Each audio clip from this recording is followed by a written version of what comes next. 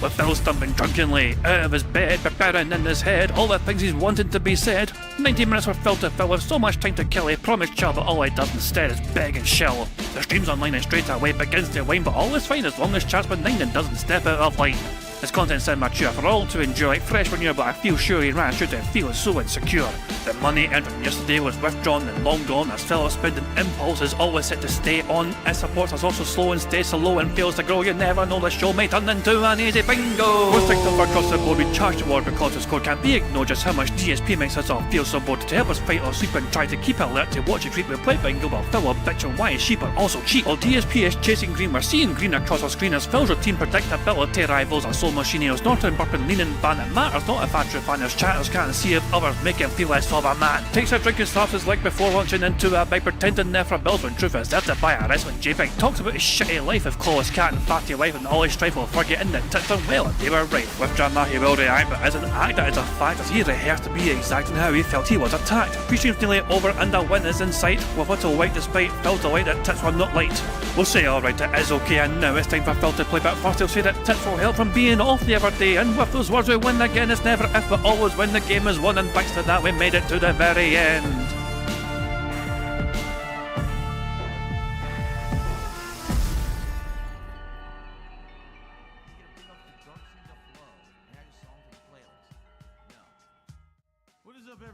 Hey guys, King Jad here, and welcome to DSP Bingo for what is today, Tuesday the 22nd of April 2025. I do hope you're all doing very well indeed, because by God, we've got a lot to get through before we start playing bingo.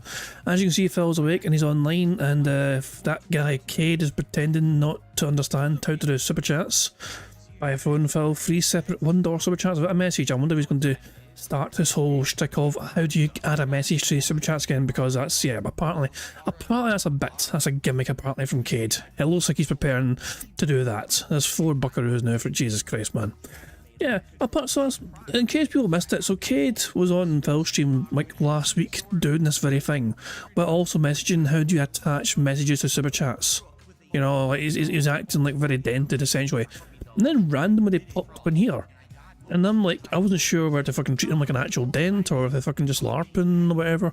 And I'm like, you know, you can, if you didn't mean to send all those super chats, it's like you can reverse them if you didn't intend to send that many. And he's like, oh, I know what I'm doing, I'm just LARPing. So yeah, basically it's probably IC or something, or whoever the fuck was Jalen guy, it probably says it's supposedly it's a sock of Jalen. I have no idea who Jalen is, but all I know is that Cade has happily thrown Phil at least 6 buckaroos so far in super chats without a message whatsoever. So there we go. We have a lot to go through because Phil did not have a very good day yesterday in terms of support. Phil had actually a very bad day, going by his own words. Even though he made $171 yesterday doing his streams combined, he didn't hit either goal, and so therefore disaster. Therefore panic stations. A lot of things to go through. First of all, this happened. Seen this on okay, this is incredible. So, long story short, somebody ordered Dave's big colouring book, sent it to Phil's address to Catherine Burnell, and the message was essentially saying like, gift wrap, housing gift bag message, enjoy your gift, hun, from Linda, who's of course Phil's mother.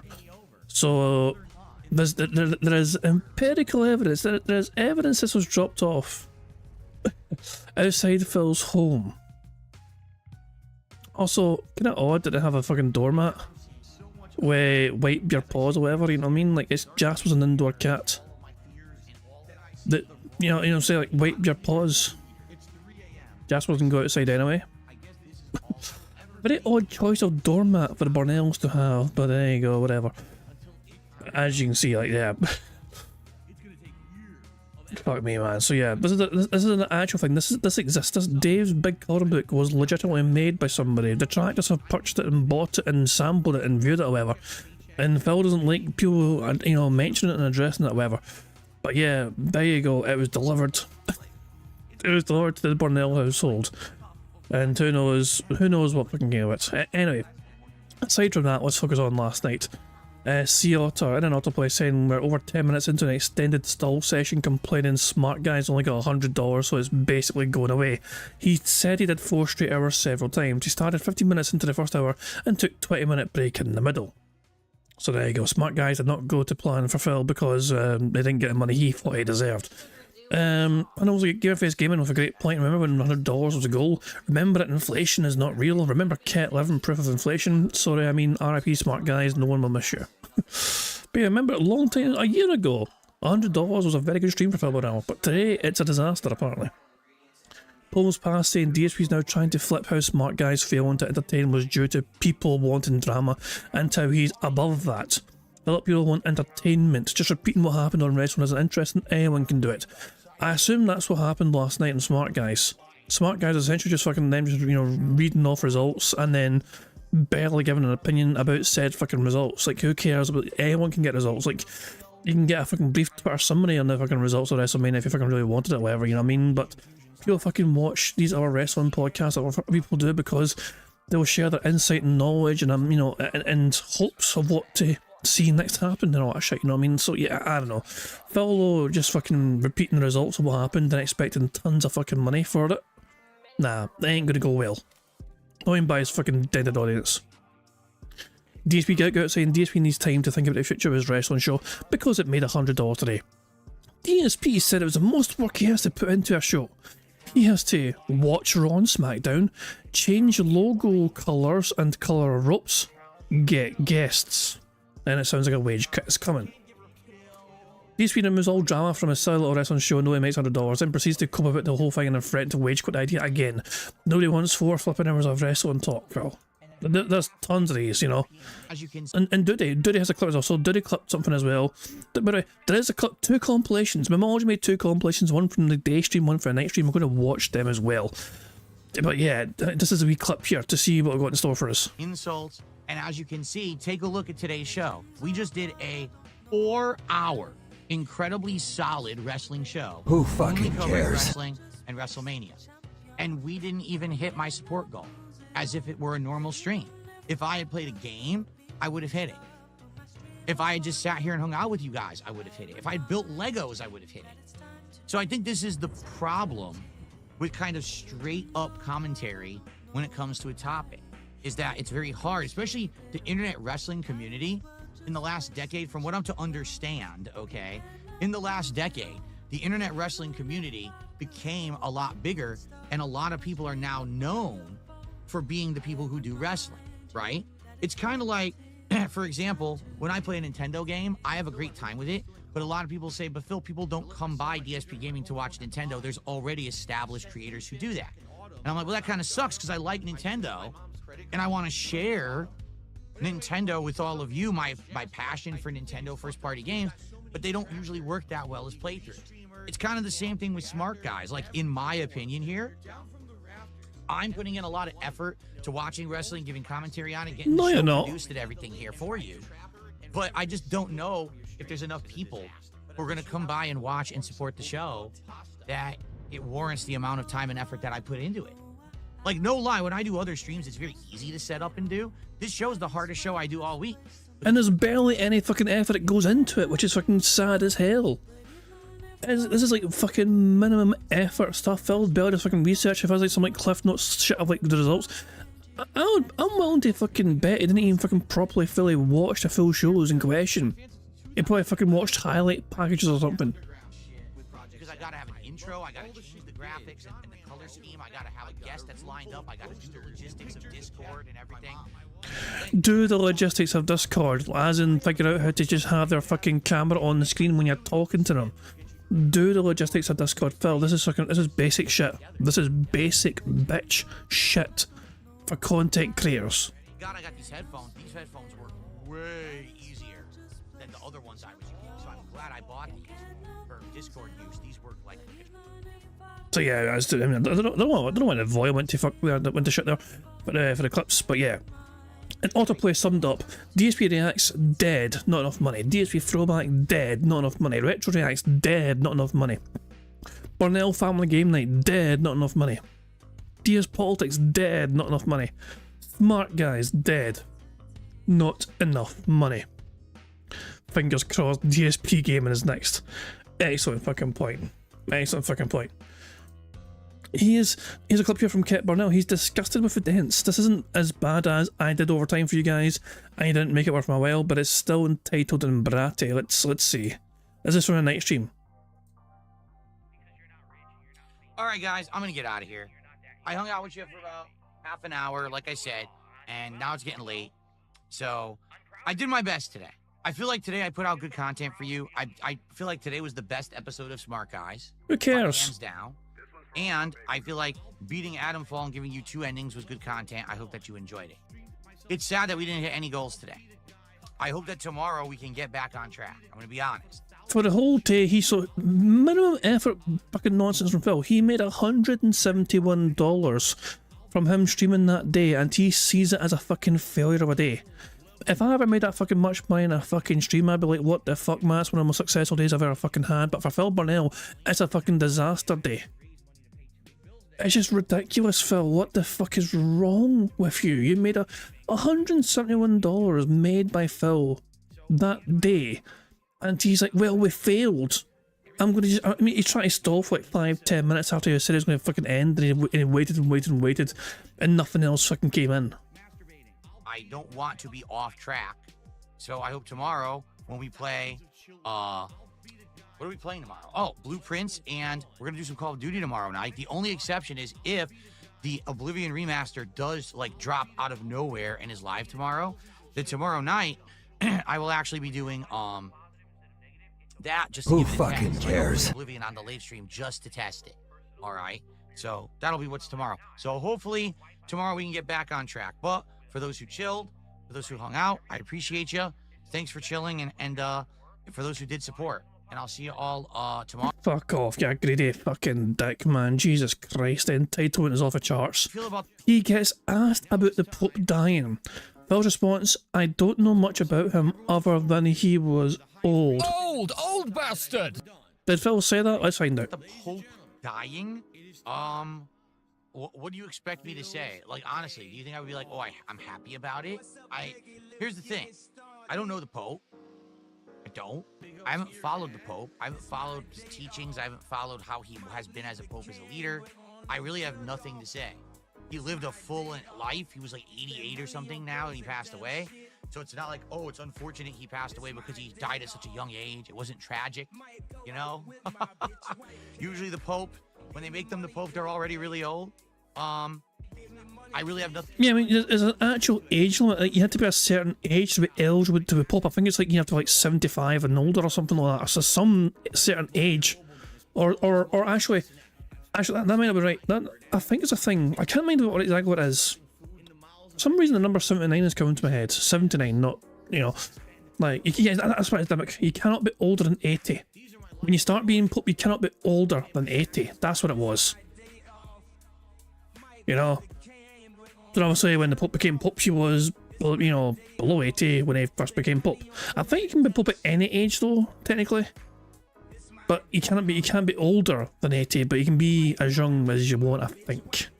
But I'm not a fucking, I don't know. But I know, in my head though, I did know about the thing where you had to be a certain age, you can't be older than a certain age to be Pope. Just because it is very tough, demanding work, and if you try and let an old person, older than 80 and above, essentially, if they become Pope, you might not be Pope for very long. Nothing to say on the subject. I'm not educated on it. I don't know, you know, I don't know the circumstances of how he died, but I know he's already old. You know, I don't really have much else to say. How do I feel? What a compassionate human being. Well, he was old. I don't know him, but he was old, and I don't care that he died because he was old. Like, he lived a full life, I guess, but he was old. Wow, Phil. Mr. Roman Catholic over there really fucking holding back the tears. Oh, apparently Phil also had a bit of a trouser malfunction, or I don't know, a bowel movement. We'll see. Early in December, no one gave 2 shits. It's because of the formula of the game being a That was definitely... That was definitely... He leaned forward. A manual lean-in fart. And I think this clip actually has it slowed down, or I'm just going to rewind it. Hold on. Jesus Christ, man. He leaned into that shit. Early in December, no one gave 2 shits. It's because of the formula of the game being a December, no one gave two shits. It's because of the formula of the game being a December, no one gave two shits. It's because of the formula of the game being a Diablos, no one gave two shits.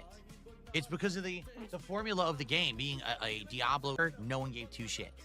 It's because of the formula of the game early in December, no one gave two.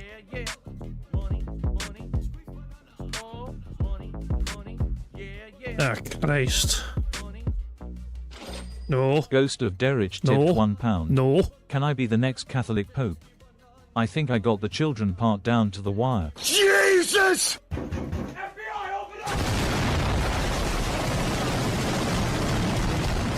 Hell no. Hell no. Hell to the no. But thank you for a tip. So, anyway, Jesus Christ, man. Anyway, let's carry on. There was a lot to get through. There was a lot to get through, but we're getting there now.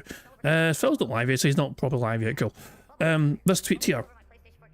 672 popped their 47-month membership message, and they said to Phil at DSP Golan, "Too much beg, hard to watch now," with a sad face.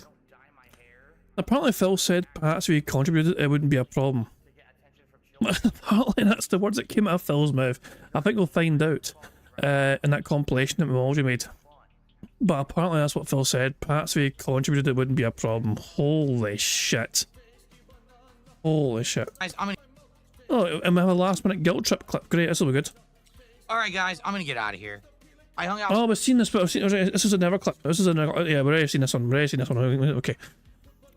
So Phil's daily crap was 9 minutes of him complaining about how hard he worked today, and he didn't give enough money, and he even begged for super thanks on the fucking. Jesus Christ, man. He followed up by a scheduled beg tweet. The whole get back on track thing is hilarious. He got $171 today. 9 months ago, that was a great day. Yeah, what's the shit? Let's get back on track with goals in caps to emphasise the fucking importance and double exclamation marks. Oh boy, Steve's gonna have a fucking field day with that fucking tweet. And there's one more thing. From a little quote from Phil's Daily Crap. "I'm not going to be up at 8 AM. Possibly the most honest thing DSP said in a long time. Remember when he used to pretend he got up to see Cat off to work?"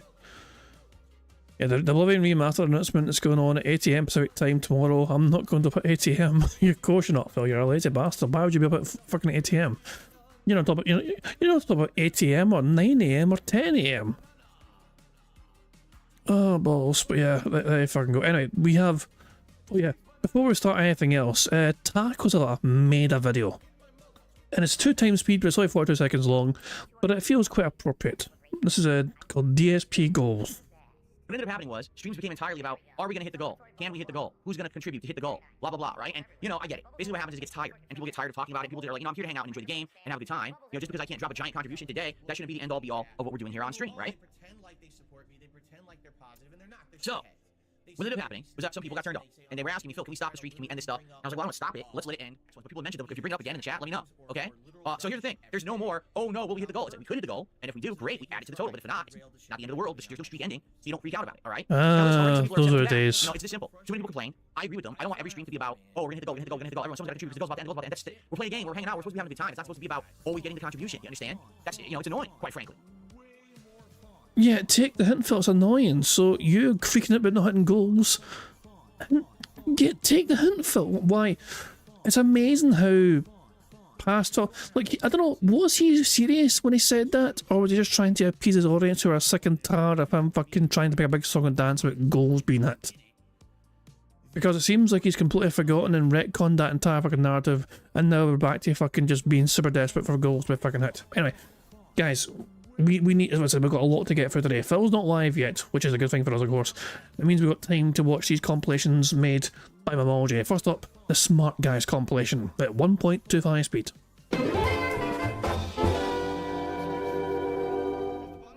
Okay, everybody, I'm back. We're going to resume now with the show. Hope you enjoyed the brief break. And let's continue. We're going to recap night 2. So again, guys, if you're here live, please support the stream.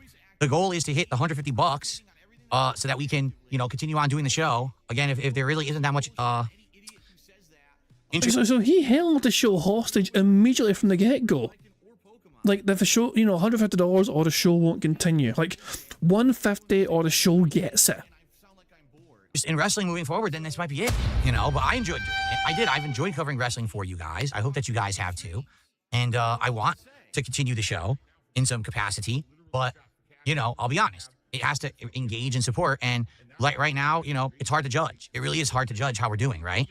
All right, so let's get some more support, please. Let's hit that 100. Like I said, Gahul will be on around 3:15, 3:30-ish. So we got about another half an hour-ish until he's on, because he's going to end the show with me. So let's try to hit the $100 by the time he's on the show, so we can do a nice unpacking before he arrives. And maybe we can show him a cool card when he's here, right? Okay. So with that, now we are up to $90. We are a mere $10 away from our first Topps Chrome trading card unpacking. Let's hit it. Who's going to do the $10 right now to get us to the 100 so we can open a pack? Let's do it right now. All right, let's hit it. Okay, so it's this simple. I want to thank you all. Anyone here who should I go to the actual Smart Guys stream as we adjourn here? I want to thank all of you who were on this journey, this 3.5 to 4 month journey with me, as I reintegrated myself into and re-explored pro wrestling over the last several months. It was very fun. Okay, to say the least. I think that we had a great time. For me to know pro wrestling for the first time in ages, to be watching the product, to be opening silly packs of cards with all of you, to have it be a part of my content again after a decade away was something special, all right? But now I think it's time for us to seriously think about the future, because I like doing the show, but basically the show does take a lot. I have to watch a lot of wrestling to do it. I have to set up and do introductions and have guests and all of that. I feel like this show works better when I have the host than when I don't. So that's, you know, a lot of logistics, getting them to be on and stuff like that. And also, quite frankly, I think that the show would be better if I wasn't just doing Raw and SmackDown. Like if I was every once in a while doing AEW and maybe doing NXT, going back to Raw and SmackDown maybe a week or two before a pay-per-view, alternating like that. I think it would work a little better.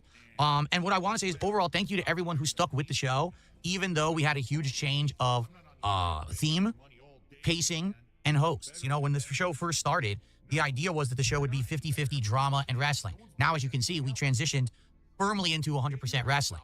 And I think the show works as that. But sadly, people on the internet want drama. Drama queens. He cheered again. He goes, "It was the head of the FTC that said in a press conference they're going to fine you $42,000. Stop it. Why are people such fucking drama queens? They want me screaming at people, people screaming at me. They want arguments. They want insults. And as you can see, take a look at today's show. We just did a 4-hour, incredibly solid wrestling show, only covering wrestling and WrestleMania. And we didn't even hit my support goal, as if it were a normal stream. If I had played a game, I would have hit it. If I had just sat here and hung out with you guys, I would have hit it. If I had built Legos, I would have hit it. Tough shit. So I think this is the problem with kind of straight up commentary when it comes to a topic, is that it's very hard, especially the internet wrestling community. In the last decade, from what I'm to understand, okay, in the last decade, the internet wrestling community became a lot bigger, and a lot of people are now known for being the people who do wrestling, right? It's kind of like, for example, when I play a Nintendo game, I have a great time with it, but a lot of people say, but Phil, people don't come by DSP Gaming to watch Nintendo. There's already established creators who do that. And I'm like, well, that kind of sucks, because I like Nintendo, and I want to share Nintendo with all of you, my passion for Nintendo first-party games, but they don't usually work that well as playthroughs. It's kind of the same thing with Smart Guys. Like, in my opinion here, I'm putting in a lot of effort to watching wrestling, giving commentary on it, getting the show produced and everything here for you. But I just don't know if there's enough people who are going to come by and watch and support the show that it warrants the amount of time and effort that I put into it. And if you want to see me continue to be able to do this as my job, you want to help the efforts to keep bringing the fun gameplay streams every single day. Like, no lie, when I do other streams, it's very easy to set up and do. This show is the hardest show I do all week, because I got to have an intro, I got to change the graphics and the color scheme, I got to have a guest that's lined up, I got to do the logistics of Discord and everything. What? I created what? I mean, thank God I got these headphones. These headphones work way easier than the other ones I was using, so I'm glad I bought these for Discord use. These work like a charm. Who fucking cares? Yeah, I mean, again, let's be honest. All right, compared to all the other content I'm putting out, seems like Smart Guys is getting the least attention. Is it because there's no drama? I don't know. I don't know. I would like your opinions. And right now, to be frank, I haven't made a decision. Today, if we had overwhelming numbers and support, I would have been like, we're continuing, for sure. Jesus Christ, man. Like, so because drama wasn't a part of the content, Phil automatically assumes that's why there was not a great amount of support for the show. And he's not, like, honestly, he would, like, he really needs, like, can you imagine, like, some actual, like, wrestling commentators? Imagine Cultaholic, however, because they fucking like their fucking wrestling, don't they? Imagine them reviewing Smart Guys and pointing out why it fucking fails to fucking attract the attention it should attract. It's just because Phil is barely giving his own fucking takes properly. He's reading off what happened and telling the audience what happened in the fucking wrestling event or whatever. But he's not sharing his ideas and his imagination and what he wants and his hope for. No, it's just, oh, so-and-so beat so-and-so, and that means so-and-so is now a champion. Next, and it doesn't elaborate, it doesn't expand on it, no, it doesn't have a passion for the topic, which is strange because he likes wrestling. His absolute addiction to fucking mobile wrestling games is testament to that. But that didn't happen, right? So I hope you guys understand. You know, I have to try to figure out what's best for my use of my time. I enjoy doing this, but it's very time consuming. So I have to figure out, do I want to take a break from it and come back in a few weeks and maybe watch a little bit of, maybe do NXT one week, AEW one week, WWE another week? Do I want to have different guest hosts in the rotation? Do I want to just do one show by myself and then maybe have a guest host the next week? Yeah, I don't even know. I would love feedback, and maybe what I'll do is I'll talk with my audience on my other streams over the next couple of weeks and try to figure it out. But overall, I want to say thank you. The journey's been great. The return to pro wrestling has been fun. And to those who have supported the pro wrestling streams, thank you so very much for watching, engaging, and supporting. Okay? I really appreciate that. But I basically need some time to think. Today, sadly, didn't give me the answers I really needed. The fact that we didn't even hit my regular stream goal, I think it speaks volumes. I think we're caught up, so we're at $49 of support right now. Oh, it's over, Phil. I think the show might be canceled. Oh my god, what an edit. What an edit. Triple P is fucking laughing all the way to the bank. Oh, no. Well, all right, Super Chat just came in. If I'm going to do just wrestling content, which is really what I want to do, make productive content, is it going to resonate and are people going to want to support it? And I guess the answer right now is no. So, anyway, guys, I hope that you guys enjoyed. This is the longest wrestling commentary show I've ever done. This is about 4 straight hours. I never did. Oh, hello. Personic is saying that Phil's kick chat is trying to start a drama tonight. Is he live yet, by the way? Is he still not live? My goodness, he's taking a sweet fucking long time to fucking get going, isn't he? My goodness. Thank goodness he's got a lot of things to fucking watch while we wait for Phil. But yeah, Phil's kick chat is starting drama. Let's have a wee quick refresh of the page and see how many fucking names are banned. Oh, quite a few names. These are all the ones, so these top 4 are the ones from today. Wall Bunny, Beg Piggy Beg for minimum wage beg, PWR is better, Liana is hotter, and even SBM sees you view button. All banned by DSP Gaming today. When he woke up. Jeez. So there we go. Anyway, let's watch the last couple of minutes of this compilation and then move on to the next one. Did a show this long before, so I really hope that you enjoyed it. And leave me your feedback. Leave comments on this video. Come by my streams on DSP Gaming. Drop by and just let me know what you think. Should I continue? How do we do it? You know, what do you want? Or is this it? Was it a good run? Again, when I started the show, restarted the show, I should say, in January, the intention was always to go from, you know, Raw's premiere on Netflix to WrestleMania, and that was it, and then reassess. And that's what we need to do is reassess, all right? But anyway, thank you all. From me to you, truly, thank you guys so very much. Who fucking cares? Smart guys, whether you watched back in the day, whether you watched today with a reboot, whatever it was, I had a great time. Thank you all, and let's figure it out together. If this is goodbye forever for my wrestling content, it was worth coming back to it, and I had a great time. And I'm truly grateful for those of you who did show up and engage with the content, because I do like pro wrestling overall. I don't like watching 8 to 20 hours of it every week, but I do enjoy pro wrestling, and it was great to come back to it, all right? All right, everyone, thank you all for watching. Until whenever we meet again to talk about pro wrestling, I wish you a safe journey. And remember, don't botch when you're on the top rope. Oh, man. Guys, I hope you're having a good time. Again, if you are, please like the stream. Liking the stream helps for engagement, and if anyone could go above and beyond and support in any other way, I would appreciate that.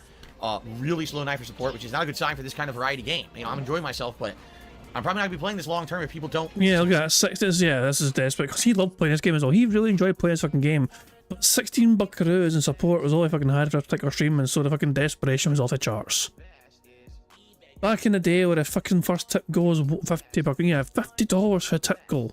It was only 50. Of course, Phil still wanted 150 overall, but he had 3 separate tiers, 3 separate goals, and now Phil's not willing to fucking have that. He just wants the 150, otherwise it's a failure. Yeah, Phil's come a long way from just accepting $50 per fucking stream, hasn't he? And he's not willing to fucking go back in that because he'd see that as a fucking defeat. He'd see that as a fucking detractors winning. Oh, looks like Phil's about to go live now, but I guess it just means we can put him on pause and enjoy a lot more of his compilation. I'm going to watch his compilation at 1.5 speed, actually. Because it's 25 minutes long, for fuck's sake. So Phil had a lot of nervous begging on the night stream for Atomfall. I completed Atomfall and he showed off 2 endings and he had a Q&A session as well. And yeah, he still didn't get the money and he was pretty upset and yeah. So we'll just wait for Phil to go live properly. You know, I'll just put my fucking pause now, fuck it. Don't know why I'm fucking waiting to fucking just wait for him to... we'll do it now and we'll just enjoy this compilation. Sadly, as you guys can probably see, we did not hit our goals today for Smart Guys. And that was the longest, most in-depth, most painstaking episode of Smart Guys I've ever done. I mean, that includes back in the day when I used to do the show originally. You know, not only did I watch all of WrestleMania, 8 hours of WrestleMania over the weekend, but also I had to coordinate, you know, logistically, having 3 different guests on the show in various capacities. The good news is the show went down without a hitch. We actually didn't have any technical issues. Everyone was on time. Everything went smoothly, and I finished the show exactly within the time frame I wanted to do it. And we covered all of the stuff we wanted to talk about. It was like clockwork. Okay? Who fucking Problem cares? Is, I hate to say it, I just feel like I am late to the game when it comes to pro wrestling stuff. 4 years later, I come back to the game. Oh, you should just grind. No shit, Sherlock. That's exactly what I fucking said when I started. But everyone told me I was wrong. Now all of a sudden, oh, well, you're supposed to grind. You know, I used to do Smart Guys before there was an internet wrestling community. Now I'm trying to do wrestling commentary after everyone else is already doing it. Wait, is Phil trying to fucking say he was a fucking first person to ever fucking create wrestling fucking talk shows on the internet? Is he seriously fucking trying to claim that he was the originator of talking about wrestling on the old YouTube? Because I'm willing to fucking bet that's a whole load of fucking malarkey. That does not sound like have you got any evidence to back up such wild claims, Phil? Let me hear that one more time. Let me hear that bizarre, bold claim one more time. I started, but everyone told me I was wrong. Now all of a sudden, oh, well, you're supposed to grind. You know, I used to do Smart Guys before there was an internet wrestling community. Why don't you back it up with a source? My source is that I made it the fuck up. Now I'm trying to do wrestling commentary after everyone else is already doing it. And quite frankly, it reminds me of like when I try to play a first-party Nintendo game, where I try to play Mario or I try to play Zelda, and it isn't for my audience. My audience kind of tells me, nah, this is kind of boring. It's like a kiddie game. We don't like you playing this. And I'm like, but I don't understand. There's a huge audience for it. They're like, yeah, but you're not the person who draws that audience. There's people who've been playing Nintendo all along, or they're Nintendo specialists, and that's who people go to see Nintendo. What the fuck is Nintendo thinking? So I kind of shrug, and I say, well, it is what it is. I like Nintendo. I'm going to continue to play first-party Nintendo games regardless, but I just have to kind of accept the fact that they're not going to do so well, right? So same thing here with Smart Guys. If I'm actually going to do a show that's just... Oh my god, sorry to pause it again, but I just seen a fucking tweet. So Palms passes tweet, you know, Phil's live right now. And this thing caught my eye. Phil legit just said this apparently. Not giving DSP $150 or more a stream puts him off track. Off track. Today's fucking podcast is going to be an absolute fucking beg session. So his schedule today is talking about goals, the future of Smart Guys, a good agenda of fun discussion. Jesus fucking Christ, man. It's gonna be awful. It's gonna be awful. Oh God, help us all. Real wrestling commentary, and it's not going to be drama, and it's not going to be a mix of other nonsense, which I don't want to do. I have no desire to do that. Then I hate to say it, sadly, it's probably just not going to do very well, you know. And it's just funny because even though a few times it did do well, like when I had Ethan Ralph on, it did really well that one time, and you know, a few shows I did with PPP did well. In general, I just don't think. I mean, why did they do well? Because I had those people on the show. It had nothing to do with the wrestling commentary, right? But you had the 3 guys on today. Well, two of them. You had Ethan Ralph back on today, and it didn't do well. And you had Gahul on, and it didn't do fucking well. So, if guests are why the shows are doing fucking well, why didn't it do well for you yesterday? That's what I think anyway. So, it is what it is. You know, people say you have to build that audience. Well, guys, I'm 14 episodes in. I'm 4 months in. You would have think by now someone would have found the show, right? I don't know what else to say, you know? So anyway, the show actually went really well. I loved doing it. It was a great show. And I certainly hope that you will check it out over on DSP Reacts. But now we need to sit down and seriously start talking about the future, if I should do it or not, right? The funny part is, again, it's like I said on the show, everything I've been doing lately seems to work. He's a filthy, dirty liar. The only thing that hasn't consistently worked is like Pirate Yakuza. Like that was it, and now that's over. But it doesn't matter if I'm playing Blueprints or Minecraft or Disco Elysium, right? Sometimes a random fighting game, depending on what it is. Call of Duty. You know, all these games that I've been playing, they all work. People click with them, and they come by and they support. So I don't know what else to say. If everything else I'm doing is working, and the one thing that I tried to do that was different, that wasn't gameplay, doesn't work, then I don't know what else to do about it. You know, I really did. I put a lot of effort into this WrestleMania show. I mean, tons of effort. Remember, this is how he started in night stream. This is so he's not. He's still got to play Atomfall and finish playing Atomfall before he's fucking started the game. He's just having this fucking strange guilt trip session with his audience. So I worked so hard for you guys didn't give me money. Fuck off. You're not entitled to fucking anything. If your audience want to give you money, they'll fucking do it naturally of their own volition. Again, watching over 8 hours of wrestling over the weekend and then coordinating, getting everyone on the show and running the whole show myself. But it is what it is. So let's talk about it. In fact, we'll talk more about it in depth tomorrow on the podcast, okay? Shit. To continue with the show, at least for a bit, this is from Mozzie, by the way. Stop expecting so much from it. I'm not expecting so much from it. I just want it to be a successful show like every other stream I do.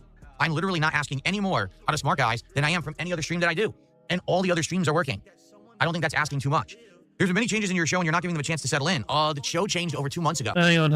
I cannot ignore the pose of the face he made there. I'm literally not asking any more out of smart guys than I am from any other stream that I do. So hold on. And all the other streams are working. Like, sadly his hands got a fucking frame, which is a bit of a shame, you know. But it's just like the fucking like entitlement. Hang on. There, that right there could be good. Right there, that. That one might be a fucking good one. Give me a second here. Let me see if I can get a good robust screenshot of this. 2 seconds. The entitlement eyes. The darkest eyes.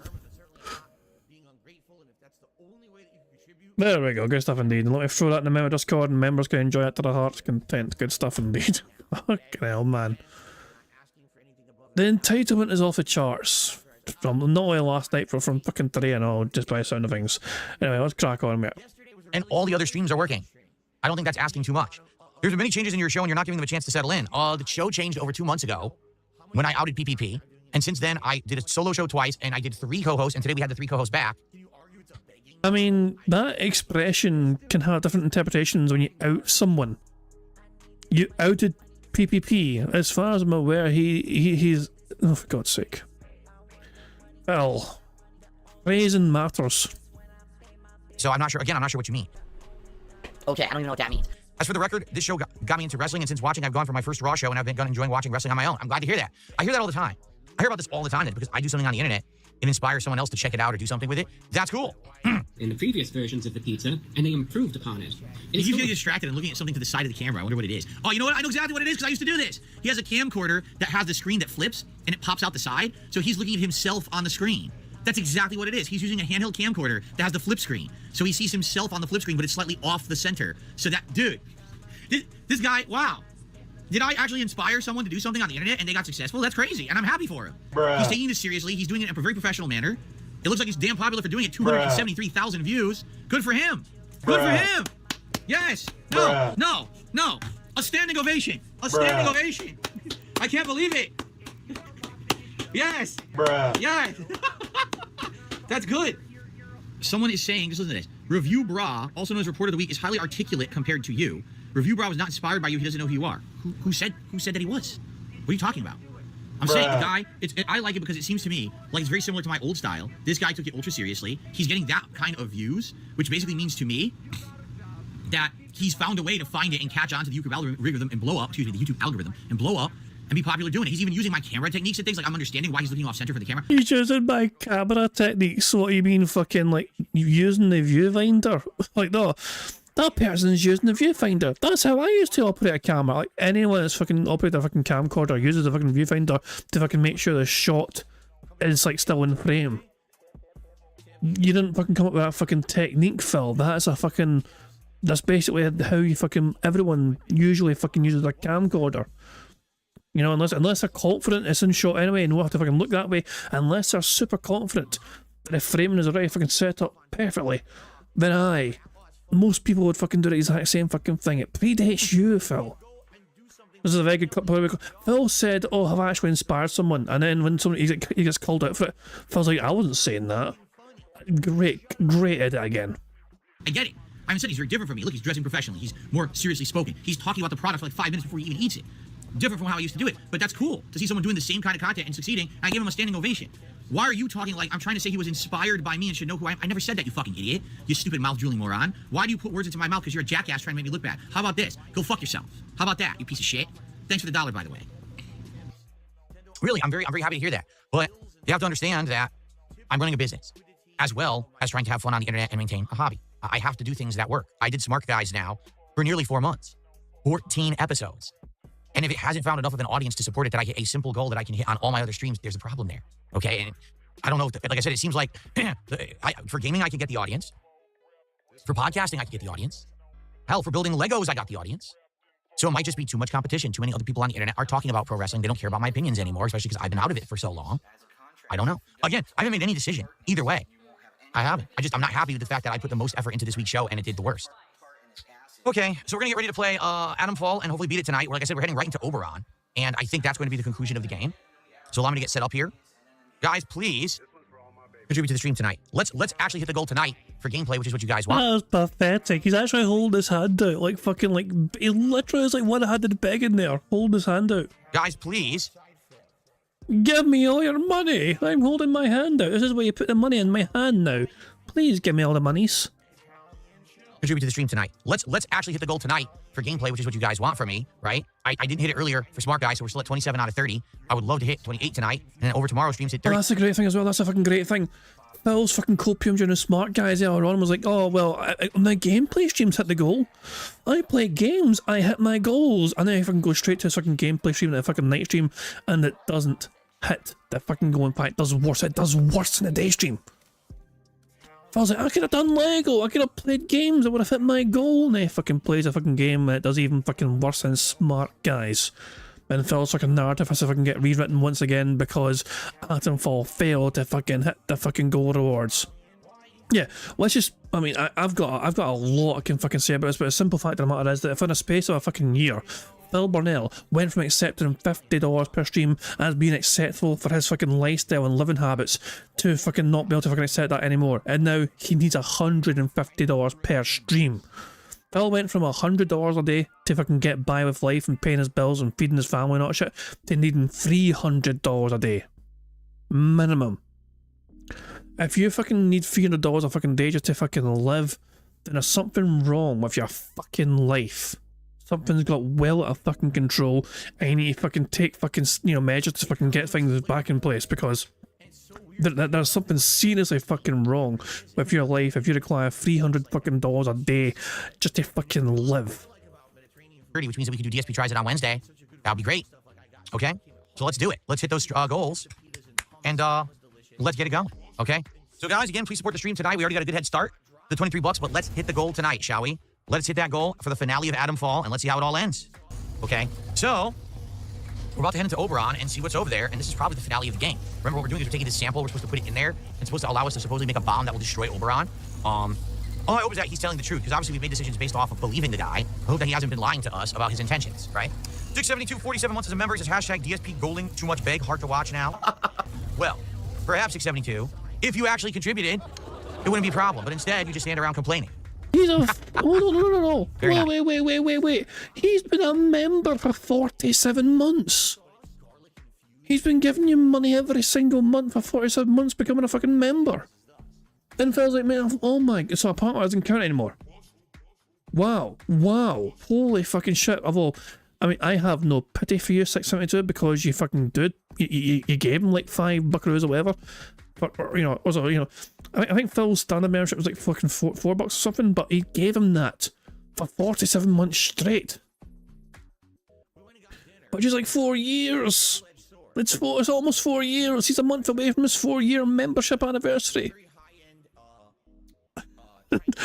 And like, he's been a member that long, and he's like, oh, give him money then.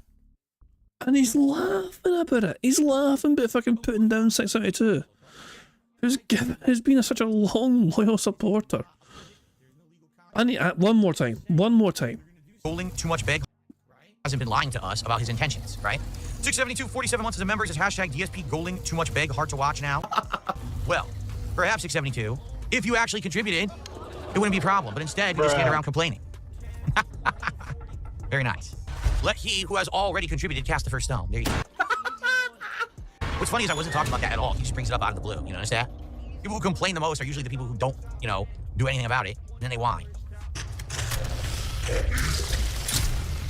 Well, at least I could down them with one shot. Didn't die after two. What happened? My graphics went out. Aha, there's a window right here. What? Huh? What the fuck? Can anyone explain what just happened? I'm getting hit.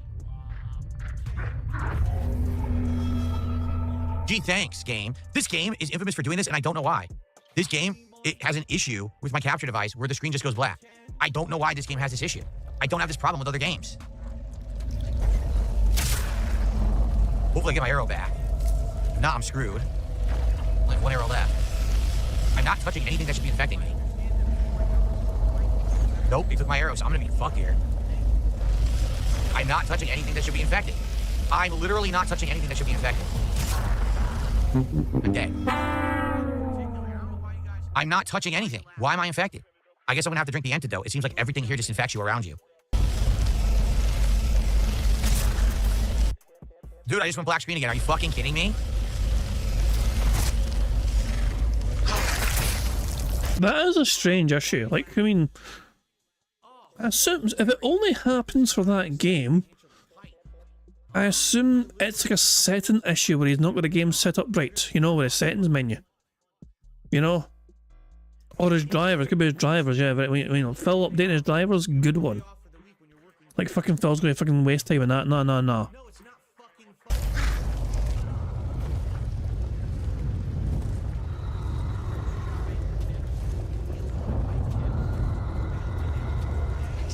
Why can't I do a sneak up attack? Look, they won't let me do it. What the fuck is wrong with this game? I can't do a sneak up attack?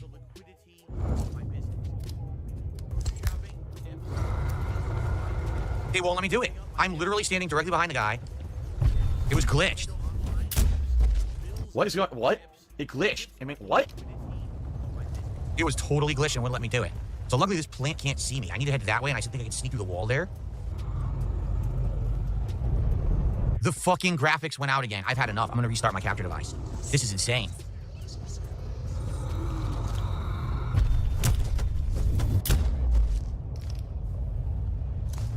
Poison, don't need it. All right, I'm going to restart my capture device. This is ridiculous. And when I do that, I have to restart the game or else the audio. It happened again, by the way. So the audio goes out too. So what I'm gonna do is I'm going to save. It has nothing to do with OBS. It's the capture device itself, or it might be my graphics card. It has nothing to do with OBS, trust me. So here's what we'll do. Okay, close the game entirely. I'll restart the capture device, come back, reboot the game. Hopefully that fixes it. Because that is annoying. This is a tense part of the game where at the end, hard sneaking parts and the thing's going crazy. No, like I said, I don't know if I've updated my NVIDIA drivers or not. Probably not. Here we go, game ready drivers. All right, we'll get them. They just updated them last week. Again, if you enjoy the gameplay of Atom Fall or just chilling with me, please support the stream. Sadly, we didn't hit the goal on the earlier stream. I want to get back on track for this week. Let's hit it tonight. Begs. Oh, let's see here. Got a $2 tip.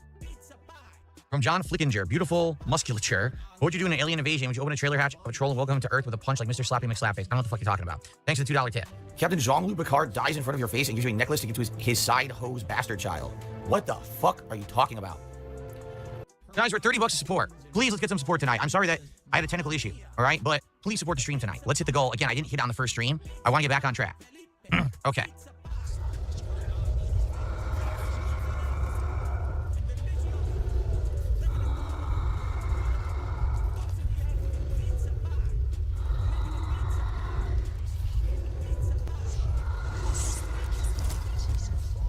I got past him. Oh my god, this game is stupid. This game is legitimately bad, man. Now he sees me?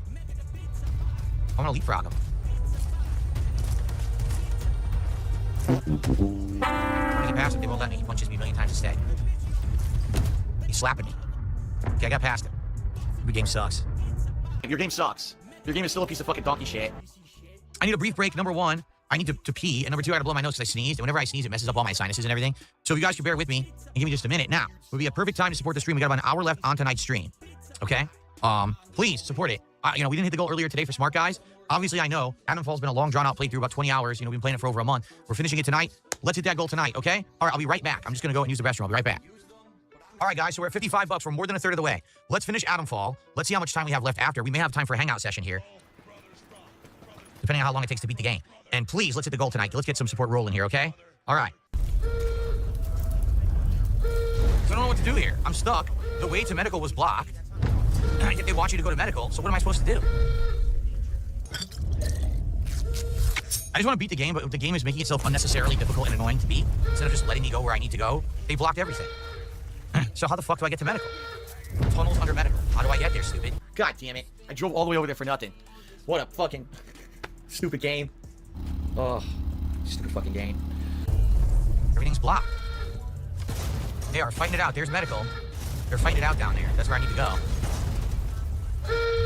Oh, come on. Now, this is getting seriously annoying. Did they block every single way you can go? They did. What am I supposed to do? They blocked every single way into medical, but they want me to go to medical. What the hell am I supposed to do? This is incredibly stupid. Every direction's been blocked. Never found the way into the side office. The only thing I have to go outside. And from outside trying to find entrance into it. I don't know how else to do it. But I feel like going outside, that's the way to do it the other way. Look, this is so dumb. Every door is blocked. Dude, one of them to blow themselves over from the entry point says pocket double J. I don't think that's gonna work. Yeah, why did they make it like this? And again, the waypoints don't tell you where to go. So purposely make it so annoying for you. Like, no, just let me finish the game, please. Like, why can't I just finish the game? Why do I have to fuck around? Medical. Is that him? I can't see, it's dark, I can't see shit. Is that an enemy? Let me save, I can't see anything. I can't see a goddamn thing. There's fucking sparks flying everywhere, but I can't see 2 feet in front of me. All right, good. Well, that was tricky. Seriously, that was tricky. They blocked all the standard ways to get down there on purpose to make it tougher. Oh, look what they did. We found that door early on, we weren't able to do anything with it. So thank you. Let's get that on the leaderboard. Now up to $60 to support tonight, guys. Thank you. We're getting there. We're still about half an hour on stream, guys. Hit that goal, please. Let's hit it tonight. Man. I'm about to do a shout out. Thank you to, why do you keep change user? Just did another $10 super chat. And he says, have a good day, bros. Here you go. YouTube takes 30%. Don't they? They take their take. Yes, they do. Every contribution on YouTube is 30% gone. And there's nothing I can do about that. But listen, I'm still grateful. I'm certainly not complaining, okay? Any contribution is a good contribution. Thank you for your support. So now, we're up to $70 to support. We got about a half an hour to chill. So let's do it. Let's hang out. And guys, again, please support the stream. I didn't hit my goal earlier today for smart guys. I want to hit the goal for tonight to get back on track so that we can actually do, oh, my camera just went crazy. So that we can actually do DSP tries it in the next couple of days, okay? Okay, guys, we only got about 10 minutes left. Last chance to ask a question, please tag me. And last chance to support the stream. Oh my God. Guys, please don't let me go 2 streams without hitting the goals today. What is it about Mondays? Seriously. I feel like whenever a day like this happens, it's the whole day too. Like last week, if you remember, when I beat Pirate Yakuza in Hawaii, we didn't hit the goal. And what did I play during the day that day? The whole day we didn't hit the goal, right? Let's do it. Come on. Let's get back on track. We were doing so well. We had, again, after Pirate Yakuza, we had 6 straight streams of hitting the goals. And then today, smart guys got us off track. Let's get back on track. I know that you guys enjoy my company. You come out and hang out with me. You support my stuff. Let's do it. Come on. Let's hit the goal tonight. Who's going to do it? We have only like 1 or 2 subs tonight. Let's get some subs. I know you guys enjoy my company, so throw money. Phil, could you sound any more like a fucking whore? You know, oh, I enjoy that person's company. Let me throw tons of fucking money at this escort/whore. Because they too charge money for keeping you company. Over on Kit. We have no memberships tonight. Let's get some memberships for the community.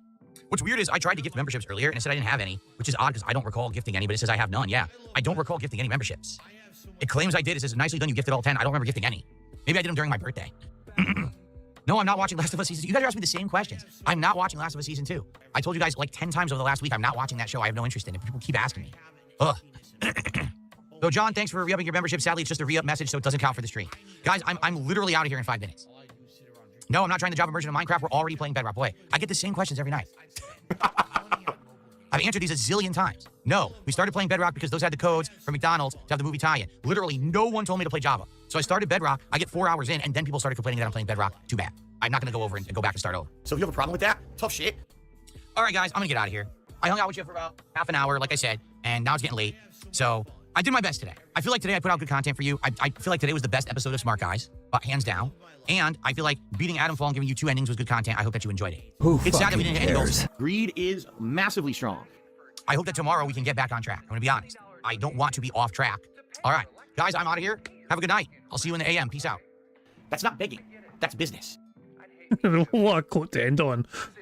What a quote to end on. That's not begging, that's business. Anyway, guys, that has been live for a good while now. We have plentiful, ample amounts of speed up juice. We are behind live DSP by about 25 minutes almost. So, yeah, good stuff indeed. So let's just make sure we're on 1080p. Let's make sure we're on 1.5 speed. And then let's go over to our bingo screen and all that jazz to try and pick today's bingo card. It is time for some fucking bingo. Before we do anything else, of course, let me just make sure I had a buckaroo here. I need so that tip right on from the creepy little bastard Derek. We add that to the bingo prize and good stuff indeed. Okay, bingo time. We need a number for the bingo card for today's show. The third number in chat I see, the third number in chat will be the number we use for today's bingo. So whoever's the third number, not first, not second, but third. Wrestle and Ranta was third, because Chris Danks was first, Sonic was second, and Wrestle and Ranta was third with the 552. So the 552 is what we'll use for today's show, and we need Phil to say and do the following. We need Phil to say tips, him touching his face, him saying positive, hate to say, and him being all defense mode. The second row is Phil saying essentially, new games, friend, him pulling his arms, and him saying that being said, shout out that being said. The third row is Phil saying obviously support marathon, him discussing food, and him saying you know what I mean. The fourth row is Phil being all toxic, him saying admittedly day off, members and variety. And the fifth and final row is Phil applauding, him clearing his throat, him doing hand graphs, him saying subs, and finally him saying idiot. People are saying I cheated. Okay, hold on a second. People are claiming I fucking cheated with numbers, okay? Let me take a screenshot of what I saw in my chat. Hold on a fucking second, you know, let me screenshot that shit. I'm gonna fucking justify myself here. I don't want fucking these cheeky shenanigans of me fucking cheating. Bill, shit to that. Hold on a second here. Let me just fucking throw this temporarily, this image in the member Discord. And then I'll open up his image. So hold on a second here. Let me prove my innocence. Since people are questioning it, you know? So I asked for the third number. Okay, I asked for the third number, okay? The first number was Chris Danks, 78. The second number was Sonic, 53. And the third number, I mean, Sideways said number, but that wasn't a number. And Chris Danks said oops. Wrestle and Ranter to me was third, by 552. You know? So I'm just saying, the third number in chat I saw was Wrestle and Ranter. People are saying I was third. No, to me, from my perspective, third was Wrestle and Ranter. They actually provided a third number, so no, none of this whole I was scam shit. No, fuck that shit. No. I'm proving my innocence here, you know. The third number in chat I saw was from Wrestle and Ranter, so that's what I'm sticking with. I'm sticking to that, you know. I mean, that's what I saw. You know, I can only go with what I see on my own end. It may be different for you guys, obviously, you know what I mean, because obviously latency issues, whatever, when your message shows up in chat compared to everything else. But yeah, that is the third number in chat I saw, so there we go. So we need Phil to say and do all these things, of course, you know, and hopefully we can get the Phil house today. Navy Vet for Life wants 10 seconds of begging for his beg tweets alone, so I'll do that. I'll stop the counter when it gets to 10 seconds. Give me a second to 8, 9, stop it there. There we go, 10 seconds. We've got 10 seconds on a beg already. On the beg clock already. We've got 10 seconds on already. Because Phil sent fucking emergency beg tweets like crazy. So there we go, good stuff indeed. So obviously, that's the bingo card we have for today's show. We got a full house on today's bingo card, of course. We get to add $10 to that bingo prize fund, good stuff indeed. Now, there's a variety of ways for us to get free spaces to help us on our way to a full house bingo card. For example, if Phil burps, sips or snorts 10 times before he starts recording for his shitey gameplay, that gives us all a free space. For every 6 minutes and 40 seconds that Phil begs, that too gives us a free space.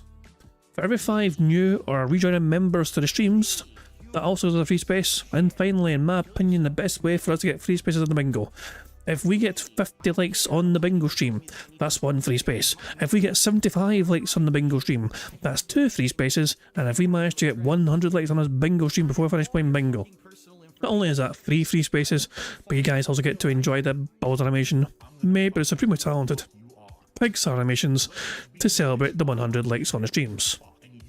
So yeah, you guys are in full control of some ways and get free spaces, but the rest of the ways are controlled by Phil and his bizarre body function, as well as some begging little bitch that he is.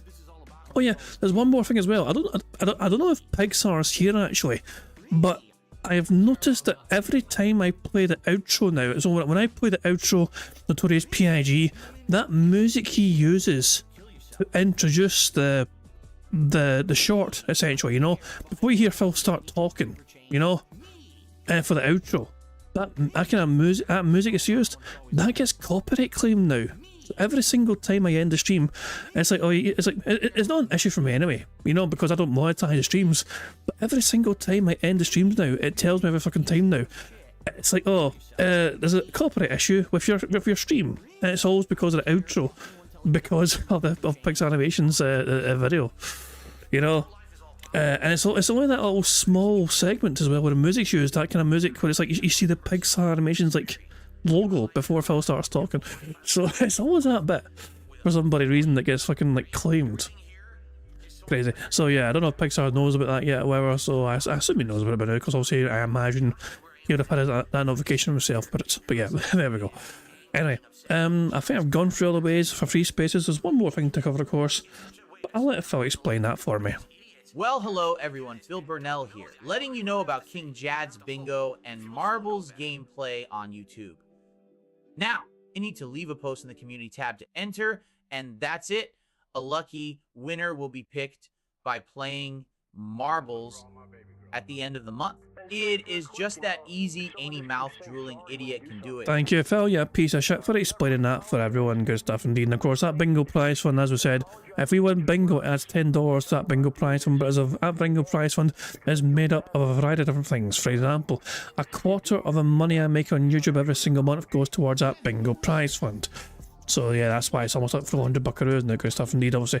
And as well, every Friday we have these marble races, these very challenging marble races.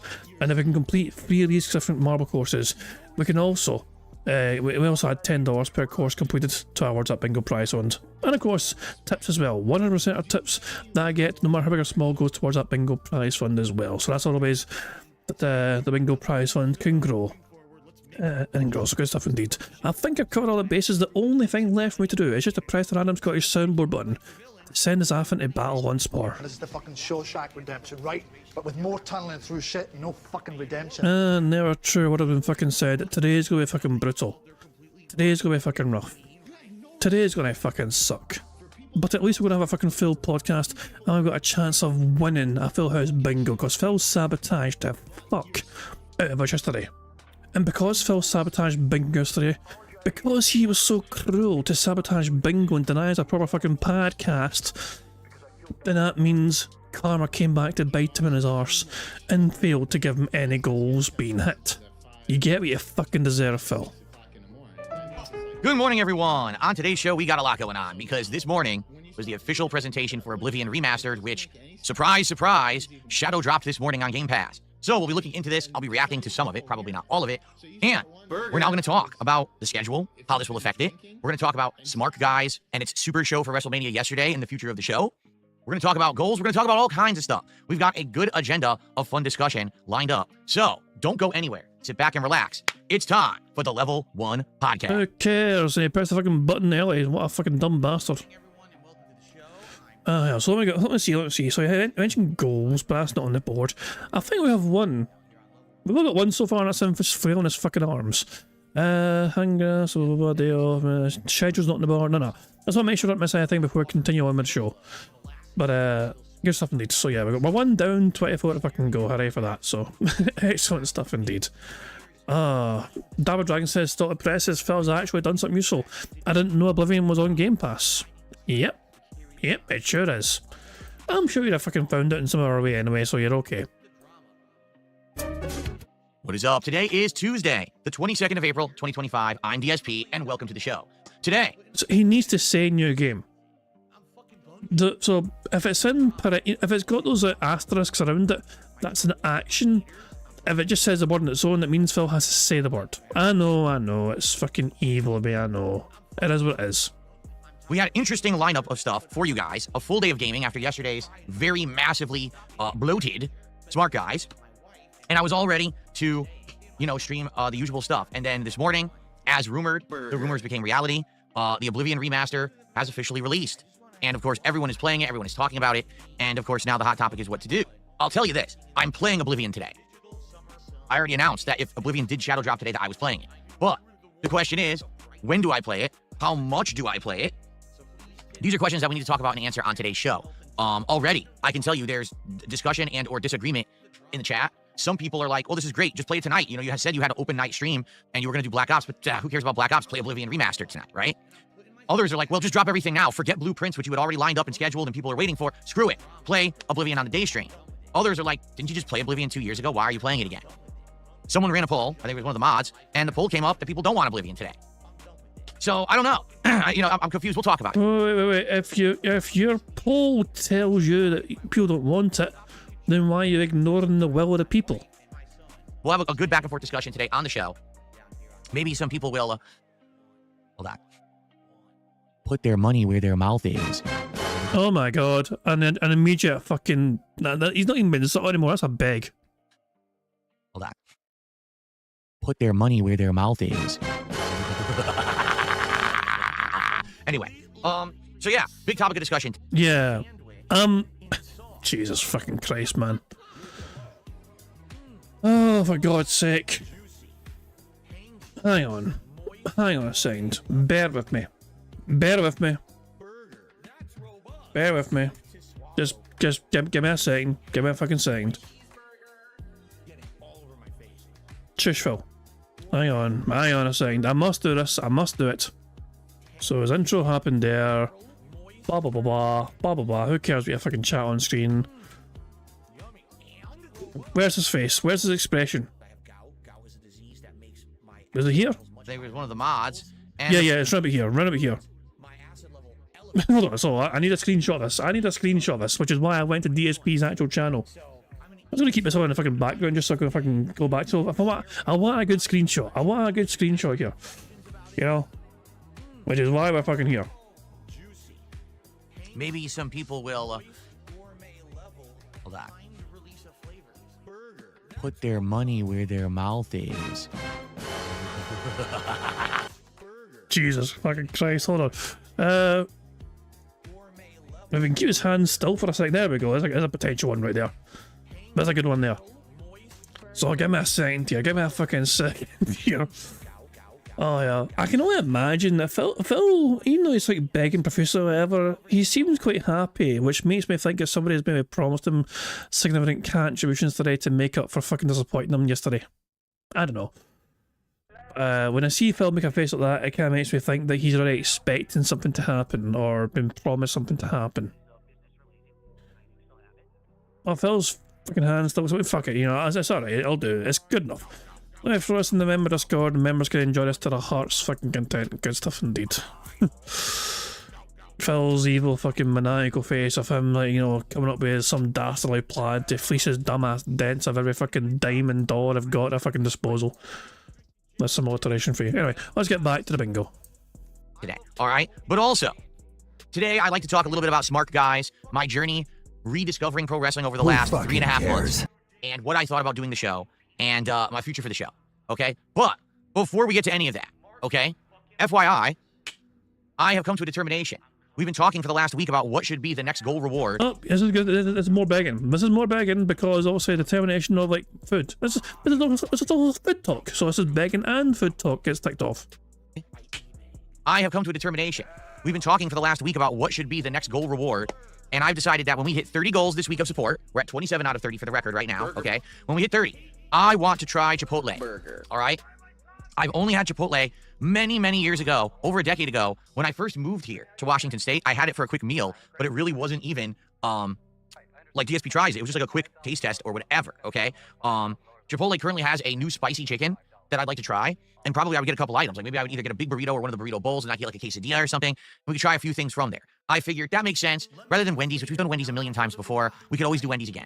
But Chipotle is something fresh and different that I haven't done yet. So that would be a good episode of DSP Tries It for this week. So when we hit 30 goals, it's Chipotle time. So when will we be doing it? Well, depends. Depends on when we hit the goals. We could hit the goals today. We could have 3 goals today during this stream, and then we'll be doing it. Do I really think I'm going to raise $450 during this stream? No. I don't think that's happening, okay? But if we get some good support today, there's a chance that we can get momentum going maybe within the next couple of days, right? I mean, we have 2 streams today, 2 streams tomorrow, 2 streams Thursday, 2 streams Friday. You would think within those 4 days we'll hit 3 goals, and that'll be when DSP Tries It is. But remember, I always order it for dinner, so it'll always be between streams. So, you know, for example, if we hit the goal tomorrow during the day stream, then I'll order it and we'll have it for dinner right after the end of the first stream tomorrow, okay? So, that's been determined. Please support the stream. Yesterday, we did not hit any goals at all. And that ties in with, I think, the content. You know, we had Smart Guys and we had the conclusion of Atomfall. And I think it kind of goes hand in hand. When I'm playing content that more people like, that people want to support and continue, you get the support. When we're doing content that's not so popular or not as in demand, you don't get the support. Which leads into my point. If everyone wants Oblivion today, I'd be okay swapping the schedule around, but we all have to agree. It can't be, oh, a few people in chat want Oblivion, and then I play it, and then it's a slow-ass stream and everyone's upset because I didn't play Blueprints, which I promised you all. I see a whale. So this is what I mean. We've got to talk about this, okay? Let's discuss it over the course of this podcast and determine what we're going to do. Either way, we're playing Oblivion today. I want to make this clear. We are playing Oblivion today. For sure, guaranteed. It's just a matter of, is it going to be after this podcast ends, or is it going to be the late stream tonight? Okay? Okay, cool. Anyway, so, guys, please let's get some support going. Let's hit a goal today. We didn't hit any goals yesterday. We're going to talk about that in a moment, why I didn't. All right, but let's get some support. In fact, let's do quick shout-outs because there already is some early support right now. We've got 10 $1 super chats, or is this 11? Hold on. 1, 2, 3, 4, 5, 6, 7, 8, 9, 10. 10 $1 super chats from Cade. Thank you, Cade. I don't know what possessed you to do 10 $1 instead of one $10. But it's all the same to me. So thank you to Cade for $10 of support to start the stream. Ian S. did a $5 super chat. That makes him the top super chatter. Let's get that on the leaderboard. And Ian S. says, might be a good thing to wait to play Oblivion. Oh, why is that? I put about 2 hours into it today. There's so many bugs. It's nothing game-breaking, but it's very annoying. So you're telling me they shadow drop Oblivion Remaster, the entire internet is hype, and the game is full of bugs? No way. Like, that's never happened. A game that's a Bethesda with bugs? It's janky? Some people in the chat are saying it's janky, yeah. Huh. Well, again, let's discuss it over the podcast. Thank you for your contribution, and thank you for your opinion. I appreciate it. Kay did another $2 super chat, and he says, I want Oblivion, but majority matters more. Like, but again, here's the truth, all right? Here's why this is a tough decision for me. Let's be honest, you know? I'm honest, dude. I'm not gonna make shit up, and I'm not gonna sugarcoat this, all right? I'm not gonna make shit up. Says a fucking serial fucking liar. I had to lie to protect my family. I want to get back on track today. Yesterday, I didn't hit any goals at all. Today, I want to get back on track. I want to hit goals. I want to get, DSP Tries It soon. I want all this to be back in line, okay? Every time that I've played Blueprints, we've hit my goal.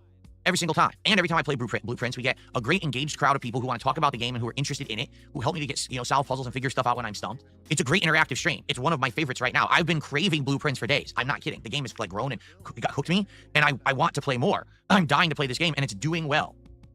There will be people showing up on this stream who are going to say, Phil, why aren't you playing Blueprints if I don't play it? Because it's been scheduled and advertised all week. It's been right there. Hey, I'm doing Blueprints on Tuesday. Everyone come out for Blueprints.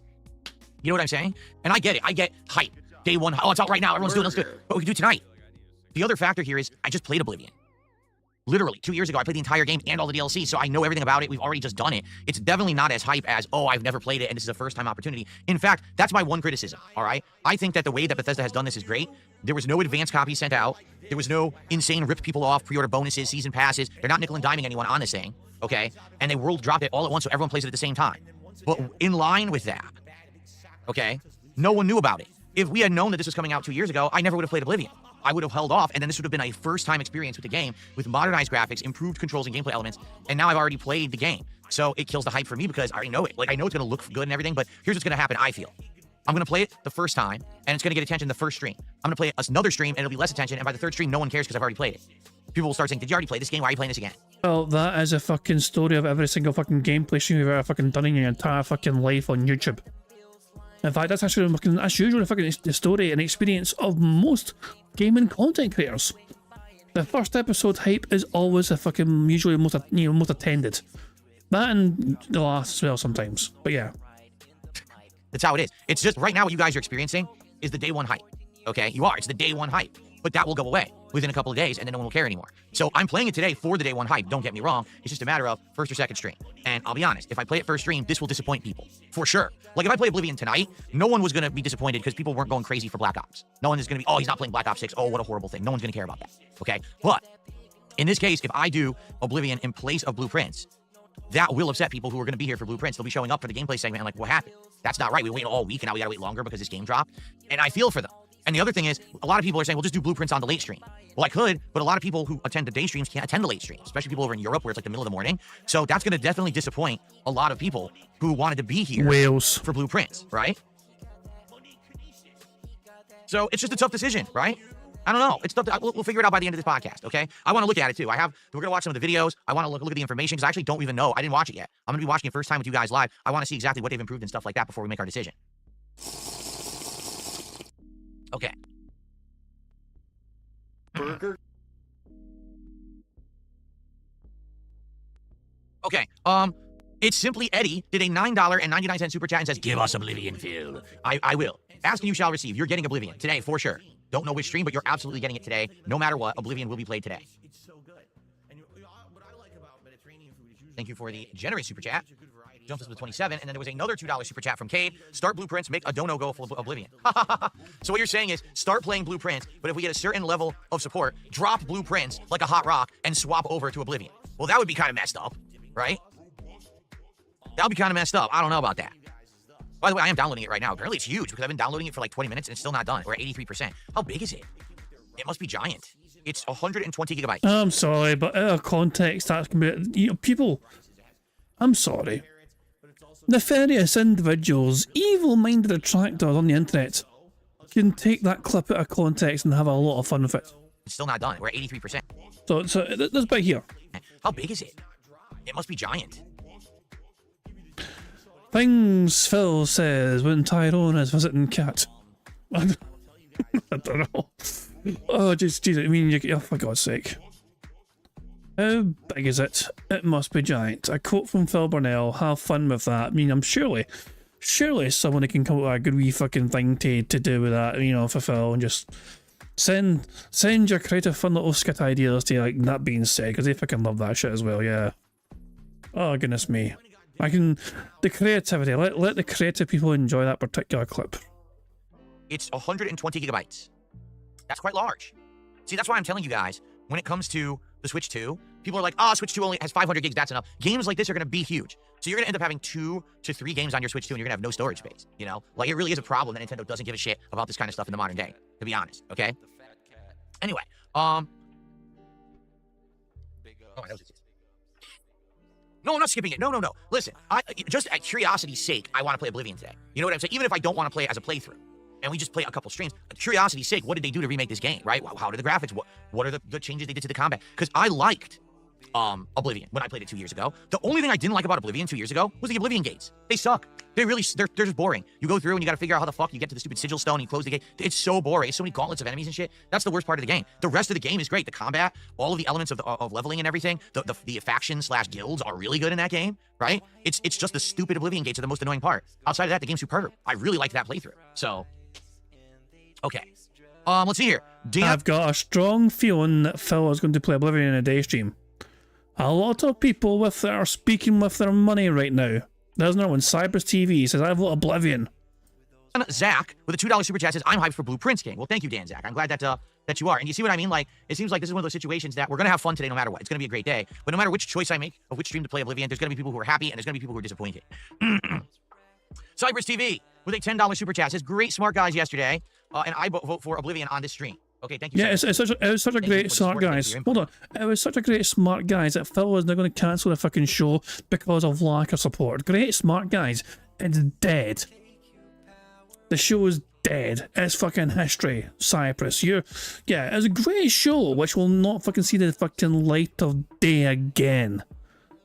And I vote for Oblivion on this stream. Okay, thank you, Cypress TV. Thank you for the support and thank you for your input.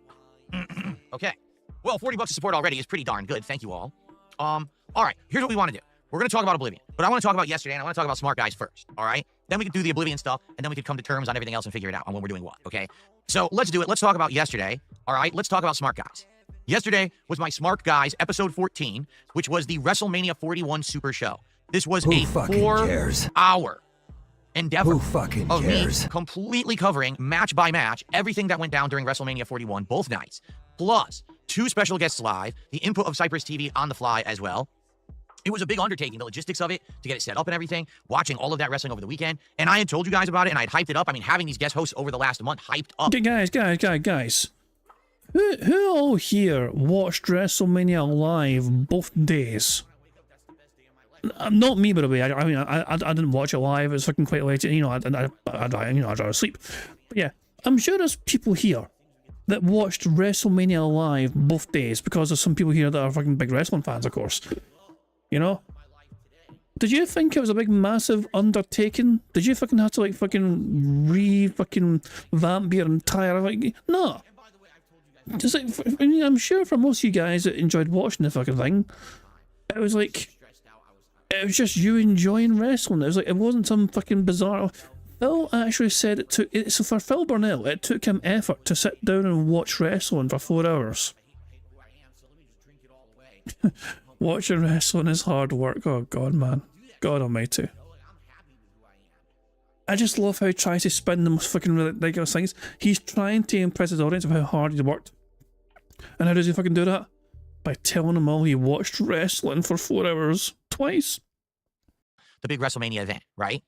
It lasted a long time. It was fun to do. I'll be honest, I feel like that was the best episode of Smart Guys 2025. The reason being, no drama whatsoever, full coverage of the entire event, and multiple different people's takes on the matches, and some of them we really disagree. Like, for example, I thought the Jey Uso Gunther match was good, but sadly it crushes Gunther, but I liked how it went down. I also did not like the Tiffany Charlotte match, but I really liked, I'll say it right now, Gunther shouldn't have fucking tapped out. Like, them making Gunther tap out, I think, was a bad idea. You know, I'm not saying he shouldn't have fucking lost, but making him tap is a bit of a bitch move. You know, Jey Uso could have fucking won that title without Gunther having to fucking tap. He could have fucking just, you know, not... I don't know. He could have just fucking like passed it or something, but yeah, to me, I don't know. But who knows? Who may have something in mind, who fucking knows? I really liked the triple threat match of the women's title on the second night, and I also thought that the main event of night 1 wasn't very good because the ending had been spoiled already by the entire internet.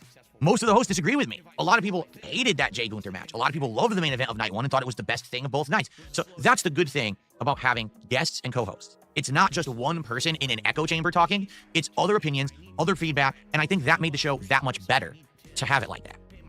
Okay? Now, it was my entire first stream, and I really enjoyed it.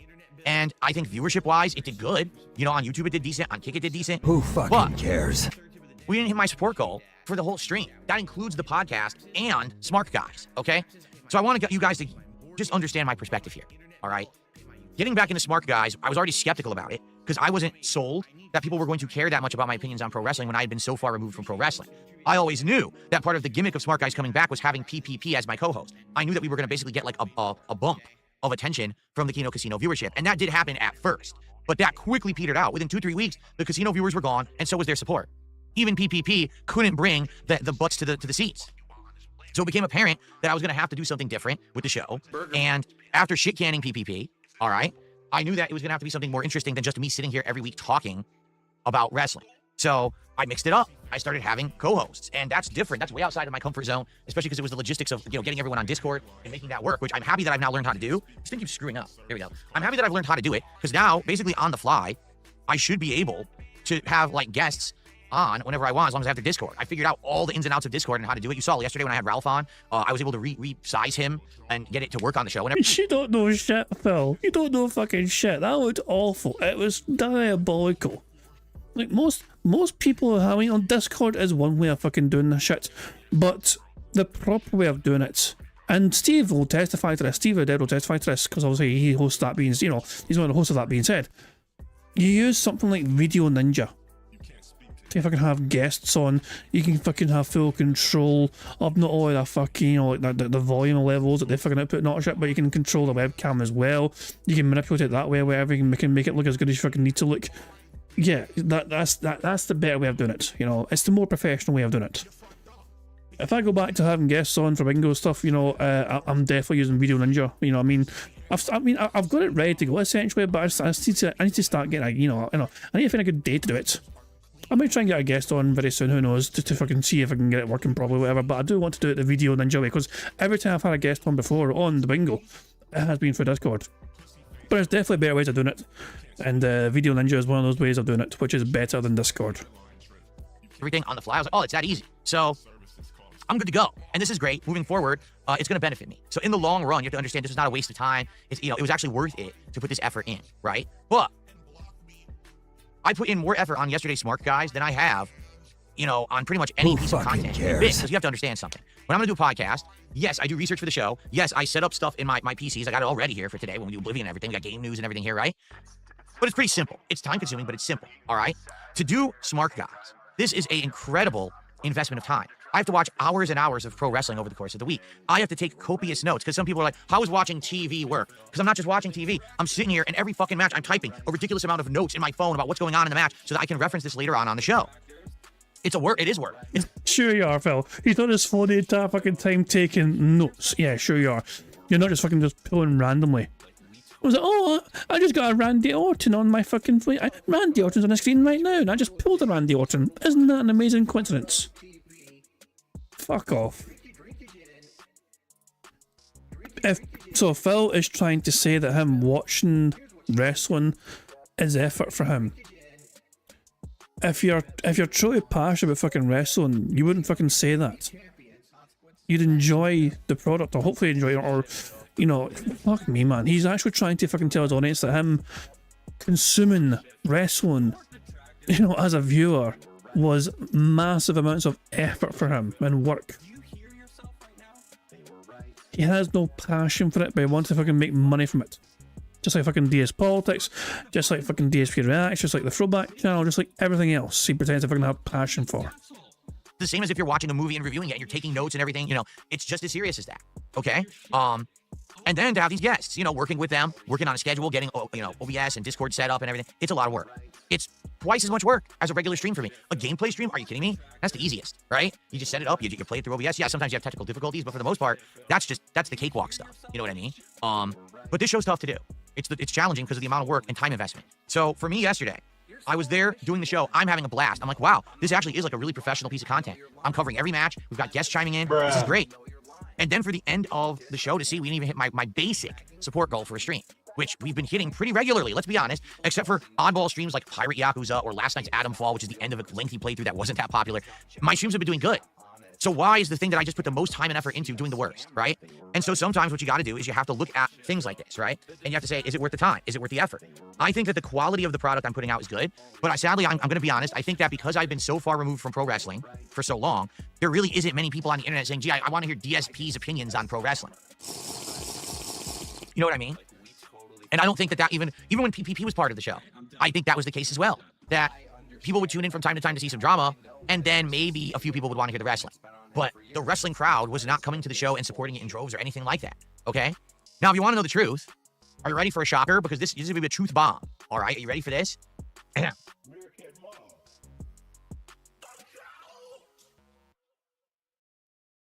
Was Smart Guys ever really that popular? Who fucking cares? Even back in the day, when I used to do the show originally with John Rambo as my co-host, the answer is very simple. No. Smart Guys was actually never that popular. Even back in the day, the most popular episode maybe had like 20, 30,000 views. I think maybe like the first couple episodes may have like 50,000 because so many people wanted to see the beginning of the show. But back in the day, Smart Guys also was not very popular. The original run, okay? And you might say, well, really? I thought, no. Back then, you have to understand, I didn't have any streams. It wasn't streamed. I actually started streaming kind of in the middle of the run of the show. We didn't have any support during live streams. It was solely based on views and ad revenue. So even back in the day, Smart Guys wasn't putting butts in seats, wasn't getting a lot of attention, and wasn't making a lot of money. You want to know the truth? Smart Guys was a way for me to hang out with my friends, make content that could diversify my portfolio of what I was doing, and then also do other things that made money. So for example, John Rambo would come visit me on a Saturday. We would sit down and do Smart Guys for 2 hours. It would be fun to do. Yeah, we'd upload that episode and we'd make a few bucks. Then we'd spend the rest of the day doing games. And it was the game playthrough content that made us revenue. It was never Smart Guys. That's just the truth, okay? Now, I'm sure that over the course of the last decade, things have changed. As I've heard from guys like Cypress TV and Gahul, there is an internet wrestling community of people who are dedicated to covering everything pro wrestling. And there's entire businesses based around this. And there's podcasts and there's crossovers with real life wrestlers and all this has happened in the last decade. The decade that I've been removed from pro wrestling. So sadly, I kind of missed the boat. Perhaps if I had stuck around doing Smart Guys over the last decade, I would have actually grown. I would have gotten that kind of reach. I would have gotten that kind of attention, and maybe people would have cared. But I'm going to be honest here. I just don't think many people care about my thoughts on pro wrestling like they used to. You know, more people care about my thoughts on games. More people care about my thoughts on news and stuff like that. More people show up to hang out with me on a late night chill stream than to watch Smart Guys. But here's the shame of it. I like doing the show. I do. I feel that doing different kinds of content is the way for me moving forward. Not just Phil's the guy who sits there and plays games and rages and yada yada. That's not going to last forever. I'm 43 years old. I'm going to continue to age. Who and fucking the appeal of seeing cares? me play every video game will wane. People will not be as interested. Get it? So because of that, I have to diversify my content. Okay? We've tried some things in the last year, including politics and stuff like that. Didn't really work. Maybe one day I will get back to DS politics. It's possible, but I'm just not that interested in it right now. Okay? This was a different way to diversify my content. All right? But again, it doesn't seem like it's really working. I don't know what to do because I'm trying to be as transparent as possible here. If you like Smart Guys, I needed you to show up, engage, and support with Smart Guys. Some people did do that, but it just wasn't a lot. Most people who went by and supported that show, I feel they were supporting it just because of me, not because of the content, but because, hey, it's DSP, I want to help them out tonight. Or it was like a few people would support the show, but it was sporadic. Okay? So, what to do? Well, I'll tell you this, I'm taking time off. After doing that super... This is fucking just... Jesus Christ, man. I'm sorry for pausing it, you know, in the middle of his fucking copium rant and all that shit and fucking delusional fucking bullshit he's spewing here. Yeah, he called it sporadic. So, the regular fucking Whale Marys are apparently sporadic fucking support. You know? Oh my god. This is fucking ridiculous. Phil, you wanna know, so here's some fucking hard truth for you, Phil, okay? Here's some hard truth for you. Most of the gameplay you fucking play, nobody gives a fucking shit about. And you wanna know why? It's because you don't give a shit about it. You care about some fucking games, definitely. That's undeniable. But most of the games you fucking play, you claim to be a fucking variety content creator. Why is it you're a variety? Because you fucking have nothing that people fucking want to see an overwhelming amount of. You have no choice but to fucking rely on the fucking variety aspect of your content creation because you fucking need new things all the time on a regular fucking basis to try and bring back interest to your fucking dying fucking channel. You have no fucking choice but to try and fucking play this new thing and that new thing because you cannot fucking have an audience fucking stick around and hang around and keep supporting the same sort of fucking thing over and over again. It's just not fucking possible because you're not fucking that good at fucking curating an audience for that content. You're trying to hype up you being a variety content creator like it's a fucking good fucking thing. You're not fucking pigeonholed into some sort of fucking certain fucking game or type of game you're fucking playing. But all that means, Phil, is that you fucking can't sustain an audience's interest in a particular genre of game for that fucking long. You hype up fucking variety like some sort of fucking special fucking thing that you fucking treat your audience to, but you need it more than they fucking do. You lack the fucking passion to talk about fucking wrestling. You lack the fucking passion to talk about fucking politics. You lack the fucking passion to even fucking play games. Half the fucking games you fucking play are fucking fools hate fucking playing them. And you lack the fucking passion where you fucking play the fucking games that you apparently love. But yeah, variety is just a fucking way for you to fucking cope and just hope to get some, you know, fresh butts to fucking seats to fucking keep the fucking cycle going. Of you fucking begging your audience every fucking time, guys, new game, you wanted this fucking game, please support the fucking game. It's just the same old fucking tired bullshit. And even though, as I said, like, I have no sympathy whatsoever, Phil, for your fucking fans that are willing to fucking throw you $150 fucking per stream. I have no sympathy whatsoever fucking ever for that. You know? Because if they're willing to fucking just throw that fucking money towards you and fucking let them fucking go fucking broke then, you know what I mean? But it's got to fucking... it's got to fucking come to a head eventually. They cannot, it is not sustainable. It's simply impossible to maintain that amount of fucking support from them. And it's just embarrassing seeing you fucking act so desperate, Phil. It really is. You're getting closer to being as desperate as hashtag save the house. We're getting close to that fucking sort of timeline. We're fucking getting closer and closer to that again. Phil went from relying on $50 a stream to $150 a stream. He has one day without hitting either fucking goal and he loses his damn fucking mind. And it's saying, guys, we need to fucking talk here. We need to fucking invest in a fucking meeting. Show that was so much effort and time and everything. Okay. I'm not gonna continue doing the show weekly right now. This week I'm taking off. Next week I'm taking off at the earliest. I'll bring back Smart Guys sometime in May. In fact, what I'd like to do is just see what happens with pro wrestling. Right now, Monday Night Raw last night was one of the best shows I've seen in a long time, and Monday Night Raw last night was better than all of WrestleMania. I'm serious. I don't know why they actually made their yearly Super Bowl style event worse than the night after. It doesn't make sense. Why save the good stuff for after your event? But they did. Historically, the Raw after WrestleMania is always fucking incredible. Like, usually it fucking goes down crazy, you know. Nah, so this current WrestleMania, I've heard mixed reviews. People weren't happy with the end of the John Cena fight. You know, it was like the kind of question, where the fuck was The Rock? Apparently The Rock was... apparently Triple H had to use The Rock to try and get interest up for the previous pay-per-view, and that's why The Rock came back briefly. Like, The Rock, apparently it was never planned for The Rock to be a part of WrestleMania, even though it looked like that was a fucking plan. And the reason that The Rock was a part of it was brought back in, when he was brought back in, like, you know, last month or whatever, apparently the reason for that was because they just had to fucking sell tickets for the previous fucking pay-per-view, Elimination Chamber, leading into WrestleMania. Which just kind of makes you a bit concerned whether there's much of a fucking plan at all when it comes to these sort of things. I know, it was a big... I mean, the fans were expecting something on some capacity, and they fell flat. In that, for that particular angle, anyway. But anyway, that's what I'm saying. These are things that Phil could easily talk about if he was a fucking wrestling fan and passionate about fucking wrestling. Instead, he just sat there and spewed off the fucking results and didn't really give fucking any real, genuine hot takes. It's like they held back at WrestleMania just for the show the next night to be great. Well, I'm burnt out. I don't want to cover it right now. Okay? So, I will consider bringing Smart Guys back sometime in May. When I do, likely what it'll be is getting caught up on the plot lines that I haven't been covering, possibly doing some NXT or doing some AEW, but if I'm going to bring it back, there has to be incentive and buy-in that people are going to care. Not, oh, I put all this time and effort into it, you know, I'm watching all the show, I research stuff, I try to get a co-host, I do the show, and no one shows up and there's no support. I'm just not going to do it. I am being pulled in many directions to do different kinds of content. Today, all of a sudden, people want me to play Oblivion. But then people will say, why didn't you play Blueprints? And then people will say, oh, but you didn't play Black Ops like you had promised. Hey, when you get back to Minecraft, that's been really fun. Hey, Phil, what about Clear Obscure later this week? That's a brand new game. You're going to play it, right? Hey, Phil, what about it's constant. It's literally constant that people pull me in all these directions and want me to do all these different things. Okay?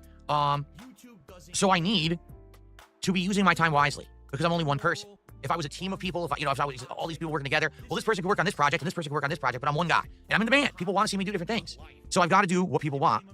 And I got to do, make some tough decisions. Right now, I think the best decision is let's have Smart Guys go on a hiatus. To be honest, it was always supposed to be the beginning of the year, the debut of Raw on Netflix through WrestleMania. That was the idea. And then we were going to see how things petered out, how things went. And if it went, like, for example, yesterday, if that show did really well, let's say that attendance was high and I hit, like, multiple goals and things, I was going to just continue the show weekly. I would have done one this Thursday. No exaggeration, I would have done another show this Thursday. But it was literally the opposite. So let's see what happens and go from there. But for now, Smart Guys, I'm putting on hiatus. We'll see if I decide to bring it back sometime maybe next month. But for now, I need a break from pro wrestling. Again, if you want it, ask for it. If you want it, support it. Don't say, I'm sad it's gone. When you had it, where were you? That's the best way that I can make judgments these days. Who's showing up, who's engaging, and who's supporting content. If we have projects that I'm working on and people aren't showing up, engaging, and supporting, then why would I continue them? Right? Okay, I hope that makes sense. All right. So, more shout-outs. We have Cade with a $2 super chat. Did the copyright thing get solved? Oh, good question. I completely forgot about this thing. So the weirdest freaking thing happened yesterday. I was live streaming this podcast, and continuously during the show, I kept getting pop-up warnings on my screen saying, warning, you are streaming copyrighted content, and the AI has detected it, and we're going to shut down your stream. You must stop doing this immediately. And I was like, Copywritten content. What are you talking about? This is my podcast. I'm not even playing a game. I'm not playing music. How could anything on the screen be a concern, right? So, you know, basically what happened is I streamed my stream. They never took the stream down, but it kept popping up endlessly during the stream. After the stream ended, nothing happened. Usually what would happen is a claim would land on that on-demand stream. And it would say, hey, this is the portion that got claimed, and this is your problem. Nothing happened. I uploaded that podcast as a video. Also nothing happened. So guess what? It's exactly as I said. It was a glitch. Some idiot, some coder, some nerd at Google recoded the AI system and screwed it up. And it was flagging people's streams claiming there was copywritten content when there wasn't. And it didn't even affect anything. So crisis averted. The sky is not falling. You don't have to worry. It was no big deal at all. It was just some idiot who's, again, probably launched something without testing it. And it is what it is. Now, I streamed Smart Guys, no issue. I streamed Adam Fall last night, no issue. I'm streaming right now, no issue. So, seems to be fixed. Why don't you back it up with a source? My source is that I made it the fuck up. Okay. I received a $2 tip. Hey man, I'm looking forward to Oblivion. In my opinion, Smart Guys was a little dry. Maybe make a small segment once a week about wrestling or a short show before when you game at night. I don't think you can bring the same kind of sustained hype energy that PvP has during the show, but you excel as a gamer. Yeah, but you have to understand that PvP's energy, number one, is fake. It's fake. That's his show. He's a carnival barker. That's what he's good at. He's a Pied Piper for people who like to hear high-pitched screaming. Adults don't like that. Or at least mature adults don't like that. All right? He literally is just like, how can I explain? Like, he's like Fred. Actually, that might be the best description. PvP is like Fred. He's high-pitched, he's high energy, and he just squeals constantly, and there's an audience for it. The same people who come running when he rings a triangle. Do you get it? No, it's not normal people. Yeah, I understand what you're saying, but normal people don't go for that shit. People who are in my audience don't enjoy that kind of content. What he was doing was actually hurting Smart Guys because people were coming to hear wrestling, and all they heard was the insane screeching of a profoundly overweight, crazy hyped guy who literally... No, you got no fucking... You cannot just fucking sit there and call someone overweight when you got a cat next to you. Fuck off. He's fucking gonna call P overweight when a fucking cat is fucking causing the fucking earth to fucking reverberate every fucking time she takes a fucking step. No fucking thank you.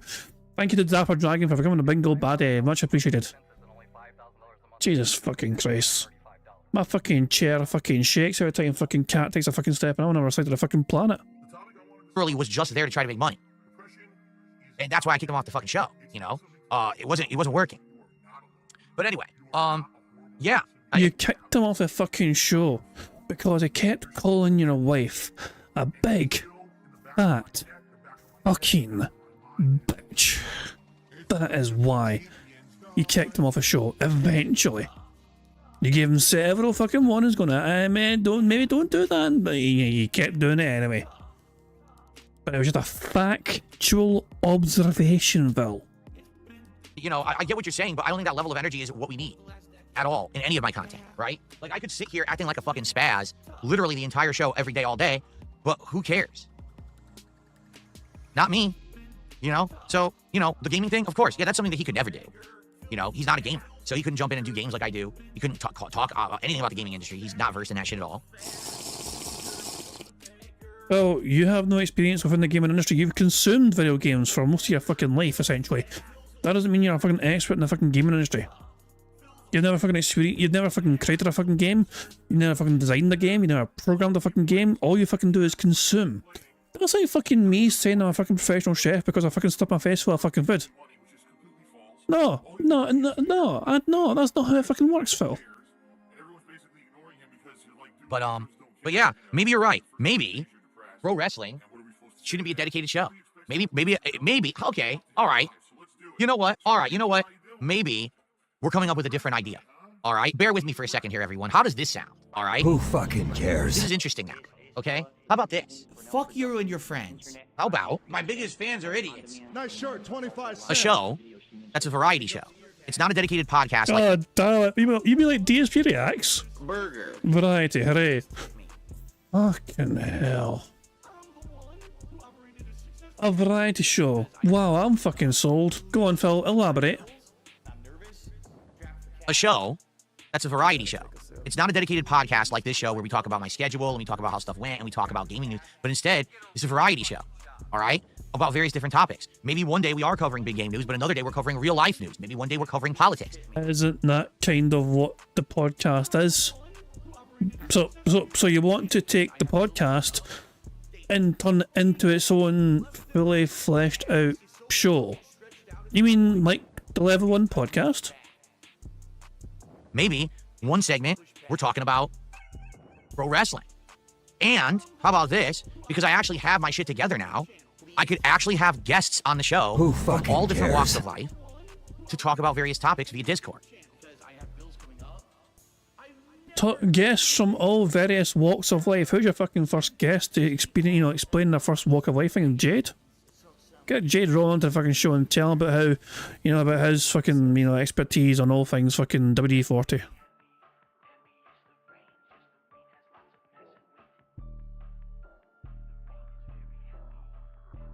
Phil, this is just...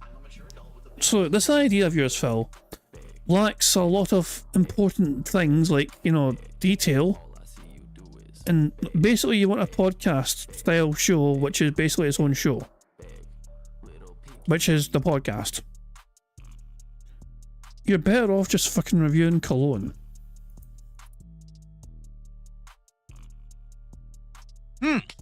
I like this idea, but we'd have to flesh it out and figure out how to do it, how often to do it, how to put it into the schedule, because this wouldn't be just a podcast for an hour, hour and a half. This would be like an actual stream.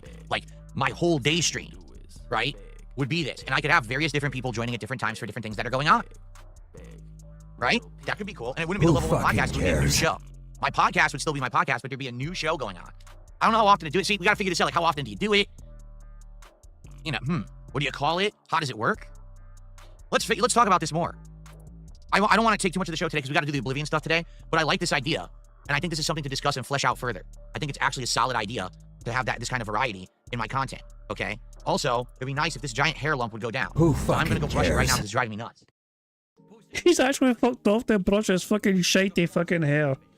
Oh my god. He's super proud of his fucking brand new robust idea. Don't worry guys, on Phil's next day off he's gonna get a fucking haircut. And when he does, we can use this fucking sound button again. Go back to Supercuts and get your $5 back, jabroni! Oh no! But yeah, he'll be getting his haircut, I think, this week. It is imminent, essentially, yeah. I thought, geez, how long does it take to fucking brush your fucking hair? Hold on, did you have to go downstairs so Kat could brush your hair for you? Like your mother used to fucking do?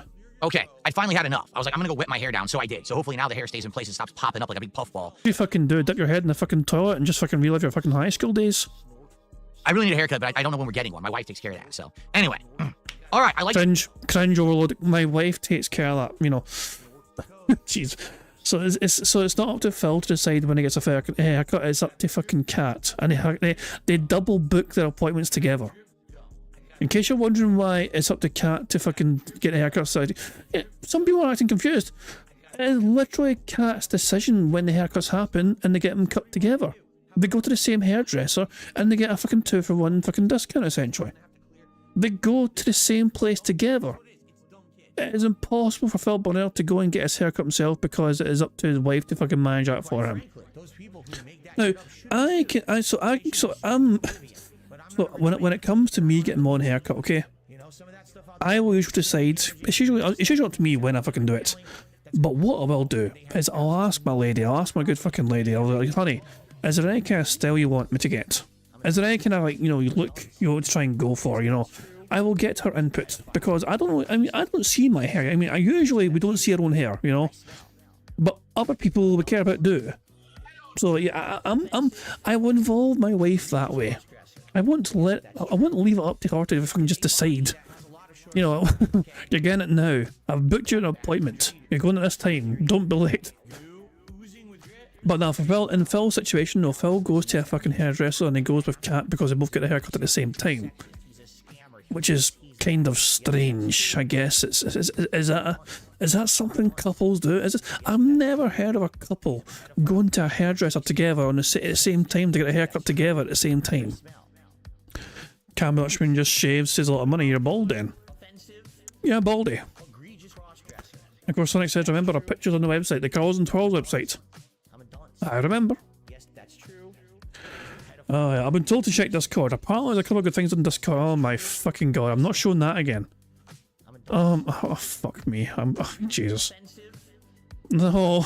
I don't want to show this. Oh, we're gonna get in so much trouble. Oh Christ. So I've checked the member Discord. Tacos all the way has been doing great. Oh God, this is so. It starts off well, but it gets bad. This is how well it starts. Tacos a lot. Nice little edit in there. Pretty good stuff indeed. You know, quite happy with that. That's some good robust stuff there. Tacos all, you know what I mean? I approve of that. And then it gets a bit worse. Because Tacos all also, you know, did this. Derek and Phil. Oh my dog! What's up? Derek and Phil going to fucking watch Minions together. Despicable Me 4 or whatever. Thank you very much to Warren for a super chat. It says X is the world news source. Pretty much. Phil just fucking scrolls through fucking Twitter and that's where he gets all his fucking news from. You know? So Derek and Phil going to the fucking movies together. Oh God. The last image. I've got to warn you about the last image. It is not safe for work. It's oh, for God's sake. Emeroid made this. Now, for full context, Emeroid didn't. I don't think Emeroid created this original image because I've seen this before. This image has been this general template of an image has been shown before, but I think the face is new from Emeroid. I think I'm right in saying that, but oh, for God's sake. Let's get off there. Is that the same face, by the way? Is that the same face? Yeah, it's the same face. It's fucking that. Jesus Christ. There you go, confirmation that this is... So, Emeroid took this face and put on that abomination of a fucking creation. It's just cheers, guys. Let's go away from that. Thanks for the trauma. I appreciate it. Anyway. Oh, for God's sake. Thank you very much for sharing your creativity and giving us all nightmare fuel. Let's get back to the bingo. This idea. Let's flesh this idea out. Let's start talking about it more.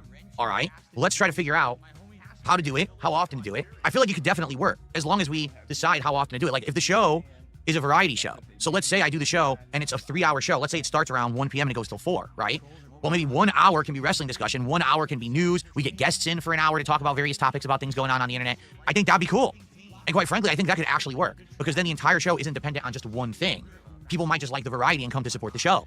People might come to, you know, 1 week we know it's wrestling. The wrestling crowd will come by. It kind of sounds like you're trying to do your own sort of version of side scores and what they do.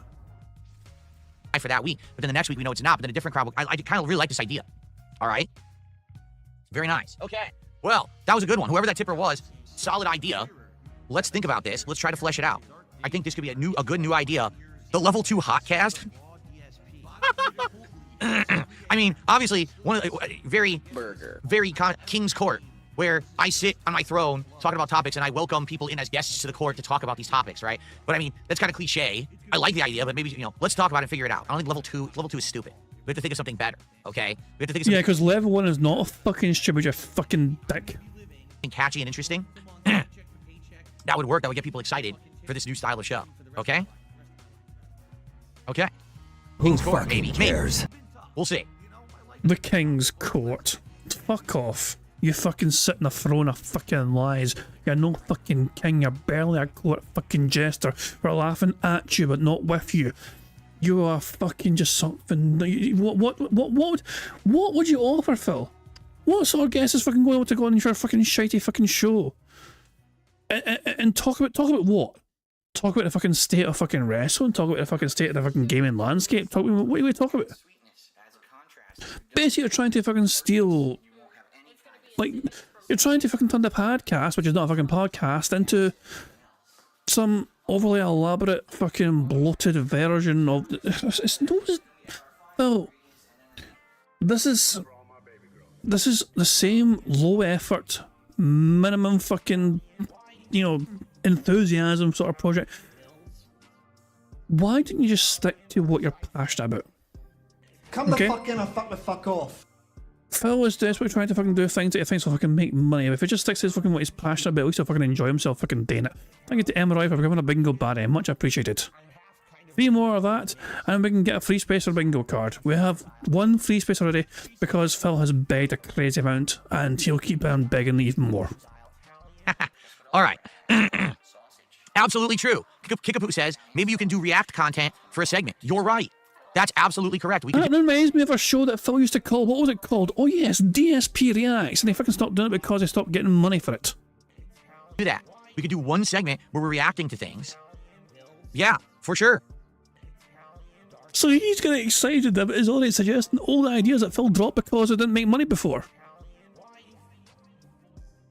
So we could have reacting, we could have pro wrestling news, we could have other hot topics, we could have politics, we could have guests coming in to talk about various things. And the thing is, when I have a show like that, I think what'll happen is it'll actually, over time, get to the point where people will want to be on the show. Like, hey, I got a topic that I want to talk about on your show, Phil. Let me get on the show and we could, have a discussion about this. Phil, invite me on your show. I've got a very fucking hot topic I fucking want to fucking talk to you about directly. Here's a fucking topic, Phil. How come a year ago you fucking relied and accepted $100 a day to fucking live by, but today, current day, you're fucking cannot fucking go without getting $300 per day? What have you fucking changed in your fucking life to go from having $100 a day to $300 fucking dollars a day being the fucking minimum fucking amount you need to fucking live your fucking shitey life? So I think that would work. Not inflation. The only fucking inflation that's going on in the fucking snort for is on Cat's fucking waistline. Okay. Alright, well, there we go. Good idea. More shout-outs to do. Final Fighter 87 did a $2 Canadian super chat. Focus on what you're good at, the FGC and fast food. Again, those could be topics. Absolutely. If something's going... sound advice. Phil has to fucking focus on things that no one does have fucking, so he has experience, obviously, in the fighting game stuff, whatever, and he has a passion for it, also. And food as well. Phil is most passionate about fucking food. These are the topics he really should be sticking to because it's the things he has most passion about. He doesn't fucking have passion for fucking politics. He doesn't really have fucking passion for fucking talking about fucking wrestling. On in the realm of the FGC, for sure. What if I could get people who I'm friendly with from the FGC or back in the day on as a guest, and we have a conversation about the old days of the FGC and how fun it was back then, but also how smash mouth shit talking it was, right? That could work. Legos return tomorrow. Legos return tomorrow night. It's the late night stream tomorrow night. My late stream is a Lego night building the Piranha Plant Lego, and I'm going to try to pre-order the Switch 2 live because the pre-orders go live at 9 p.m. So during that stream, I'm going to attempt to get Switch 2 pre-orders. Hooray, shopping stream. See how that goes. Okay. Hello Voltage, $2 super chat. Kicking it with the king. Kicking it with the king? I don't really say kicking it. Bruh. Nope. Hanging with the king? It's like hanging with Mr. Cooper. I don't know. All right, we're at $50 a support. What about Phil team with Phil? So far today, thank you guys for the early support. Okay. I got a $2 tip. All the shit you did. That shit was back. I got a room full of posters and pictures of Cat. My mom, my wife is pregnant. So someone tipped $2 and says, you talk about diversifying content, but you have been trying to diversify your content, and really nothing is really sticking.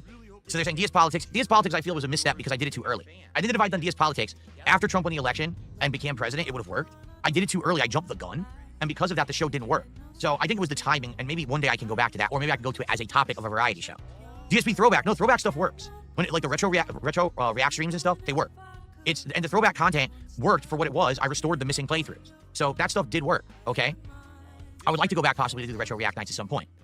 Lego streams. Lego streams work. All the Lego streams I've done, we hit goals, and we're gonna do another one starting tomorrow night, okay? And now Smart Guys. Smart Guys, I would argue, out of everything you just described, was the most work. That's why I'm upset, because Smart Guys literally is so much investment of time to watch the wrestling and get the show working, as opposed to everything else, like the politics stuff. All I had to do was follow politics over the week, grab some stories, and the night before, get the screen captures or things ready. It wasn't that huge of a deal. The wrestling is actually the most time-consuming thing. So, anyway. I love how Phil's like, yeah, Phil just fucking browsed Twitter, but, looked at the most relevant fucking stories. He's not even talking about trying to fucking give his own opinions and takes politically. He just fucking spewed off the news. He sat on the fucking fence while spewing off these fucking random Twitter stories he saw about fucking politics. Jesus fucking Christ, man. It's a great fucking politics thing today. And to talk about, if Phil had a politics show.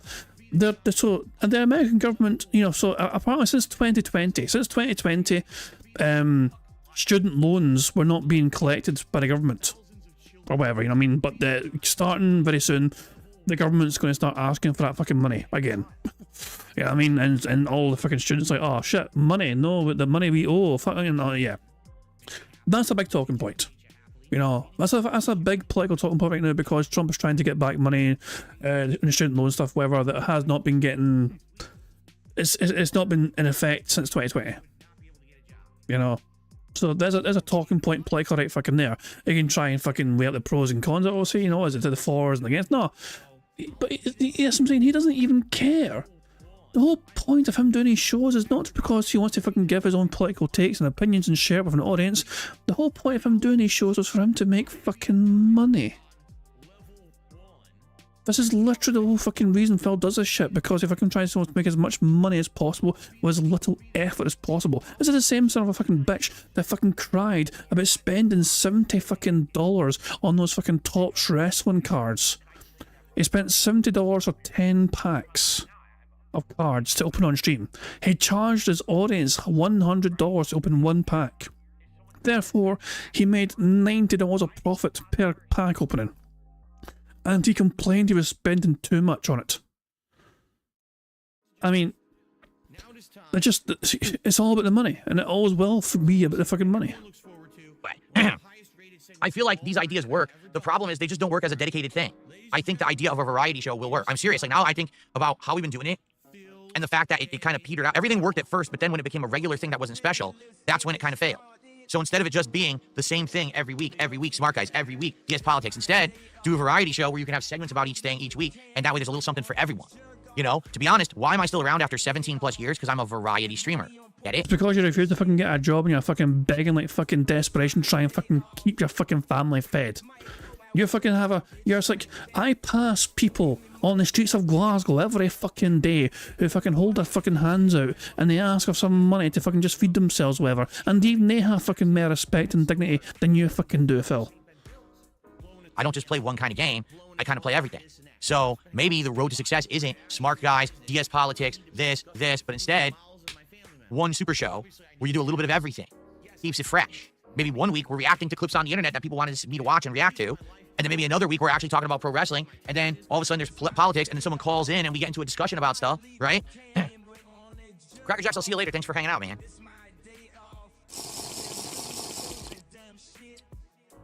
Okay, well. I'm kind of, I agree with that, Dar Dragon. Dar Dragon says, when Dar Dragon was homeless, didn't pick a single time, had too much pride. I'm the same.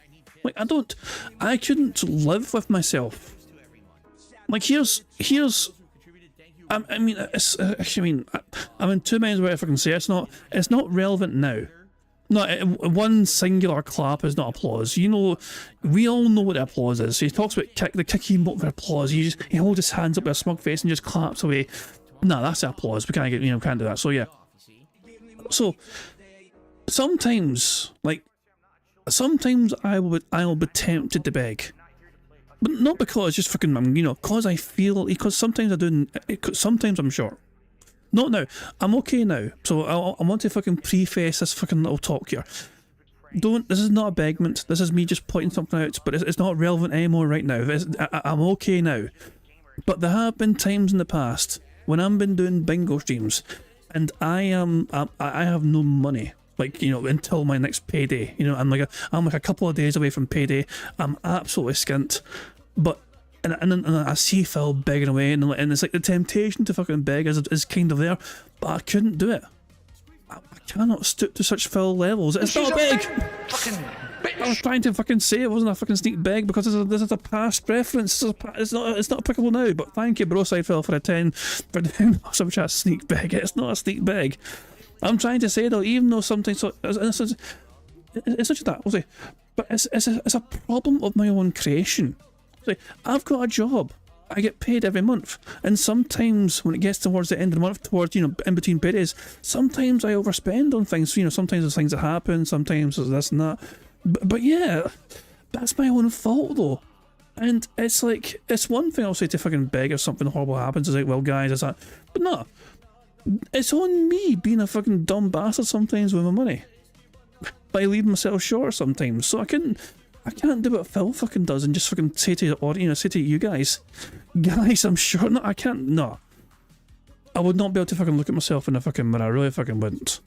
And it's amazing to me that Phil feels I guess he sold his pride long ago.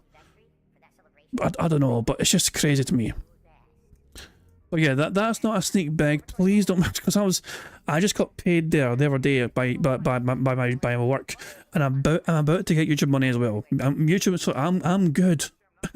But I need to fucking also, my big thing for me, of course, is to make sure I fucking don't fucking overspend on and make that shit last until my next payday. You know what I mean? That's my problem. That's not your problem. I'll never want to make it your problem. Phil has no problem though making his fucking shitey managing of finances his honest fucking problem. He has one fucking slow he has one fucking slow day, and all of a sudden it's like fucking emergency stations panic. What can we do to fucking keep interest fresh or whatever? I know, fucking have a big massive extra long podcast fucking style show. But bingo, no, not the bingo, for fucking with politics and fucking guests and all that shit, who cares? It's crazy, it's fucking crazy to me. And Blind Daughter, you're still getting your bingo winnings. Let me know when you get the fucking shit. So I mean, I know you're still in the middle of trying to get things sorted. Blind Daughter won the last bingo, of course, and they'll get the winnings. As soon as they're able to get the winnings, they'll get the winnings. But it's put it this way, we're working on it. Ah, fuck, it's Derek.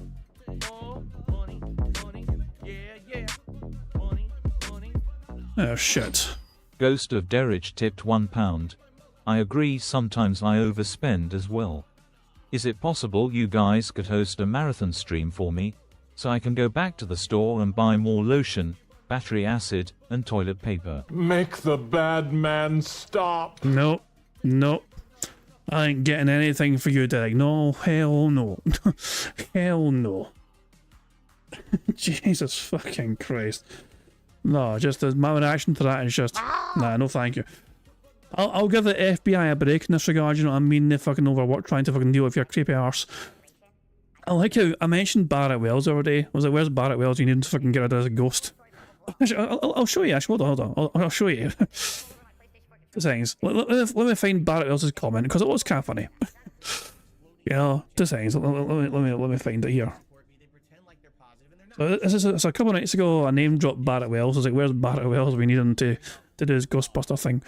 And was it this one? Shush. It was this one.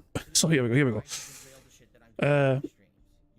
So we scroll down here. Barrett Wells says, "I appreciate the shout out. The problem with the Ghost of Derek is that it's too slippery to catch. We assume it's slime that makes him slippery, but we're not sure." So, yeah, Barrett Wells, the Ghostbuster himself, he's not quite sure how to stop the Ghost of Derek from being, you know, he keeps eluding capture every time. There's just no known way to try and capture such a slippery individual with a spooky ectoplasm going. Yeah, exactly. There we go. Anyway, let's crack on with bingo. We're 45 minutes behind live DSP, I think. But yeah, anyway, as I'm saying though, I can't understand, like, I don't know anyone who does, like, I honestly have no idea of anyone else who does what Phil does. Where he can keep a straight fucking face there and make his financial woes and turn it into his audience's fucking financial problem. You know? I just don't understand how he can fucking just look at himself in the mirror and feel anything, like, you know, how can you fucking feel happy with yourself? How do you feel proud of yourself? Knowing that that's how you have to live your life, thanks to the fucking generosity and kindness of others, but to keep you supported and guilt tripping the mentally vulnerable and to fucking keep supporting you. It's just, I would hate myself. I would honestly fucking hate myself if I fucking had to like live like Phil had to live. So it just blows my mind. It honestly fucking does. But then again, we are not the same as Phil Burnell, because I guess we have morals. We have, I don't know what it is. You know what I mean? But it's just fucking crazy to me. Really, it really is. And that's somebody right there who's already got a compromised moral compass. Anyway, let's crack on with bingo, shall we? Let's try and get us fucking. Let's get a fucking bingo victory today. Oh, interesting stuff. No, all right. I like this idea. Let's flesh it out. Let's talk more about it. Because the thing is, I like the Level 1 podcast. This is the show where we talk and we have this interactive stuff and we figure this out. If I didn't have the Level 1 podcast, we would have never even had this idea. You see, that's why this show is so important to me. When idiots say, "Oh, the podcast is a waste of time," blah, blah, blah, like, no, you idiot. This actually has a huge purpose. This show is great. No, the podcast is very important. I mean, without the podcast, we wouldn't have bingo. For what it does, for everything. We've come up with so many great ideas. We work out goals. We do all kinds of fun stuff on this show every day. That's why it's working. Work out goals. I get to beg. I get to fucking think of more ways to beg. It's wild. okay? So I don't want this to go away, but I definitely can see a variety show working in the long term. But look at this, everything. Off the cuff. What was the other one? The King's Cut. Hello Voltage did a $2 super chat. What about the King's Cut? Nope. More like the King's a cunt. Interesting. Any other ideas? Oh, excuse me.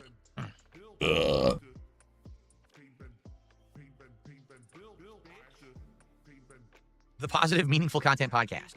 Burger. Would I be open to having randoms call in? I don't know about that. The problem is, having randoms call in, they could get me banned off YouTube. Like, a random could call in and say the N-word 17 times live. Well, you have said the N-word plenty of times on YouTube, and you're still here. I even made a compilation about it. It's the most popular video on my channel. So you can't, it has to be screened. Just like any show. You're on the radio, you also have to have your show screened. You know what I'm saying? You can't just have it be wild and open. It's too much of a risk, you know? Like Ralph? No, Ralph would just say the F word. We've been there, done that already.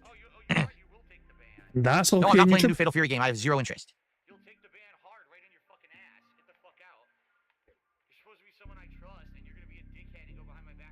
All right. Anyway, good ideas. Let's continue to talk about this and flesh it out further. Let's discuss it further this week on the podcast. The idea of a variety show where we talk about a variety of topics depending on what's actually hot and going on at the time, and we see where the conversation takes us. There's some scheduled guests. There's some maybe random guests off the cuff, and it could be an interesting thing. And it's not just dedicated to one topic. Therefore, it won't get stale or boring like the other efforts that I tried. Who cares? Okay. This is actually starting to sound good. We have to figure out when to do it, how often to do it, what to call it. A lot of things to figure out. Okay. And again, I want to emphasize that everything that I've done up to now has not been a waste of time. Why? Because each thing that I've done I've learned a little more, right? If it wasn't for me doing DS politics and stuff like that, I wouldn't have learned the ins and outs of how to operate a show with segments that you cut between. If it wasn't for smart guys, I wouldn't have learned. What the fuck do you mean you wouldn't have fucking learned how to fucking do a show with segments you cut in between?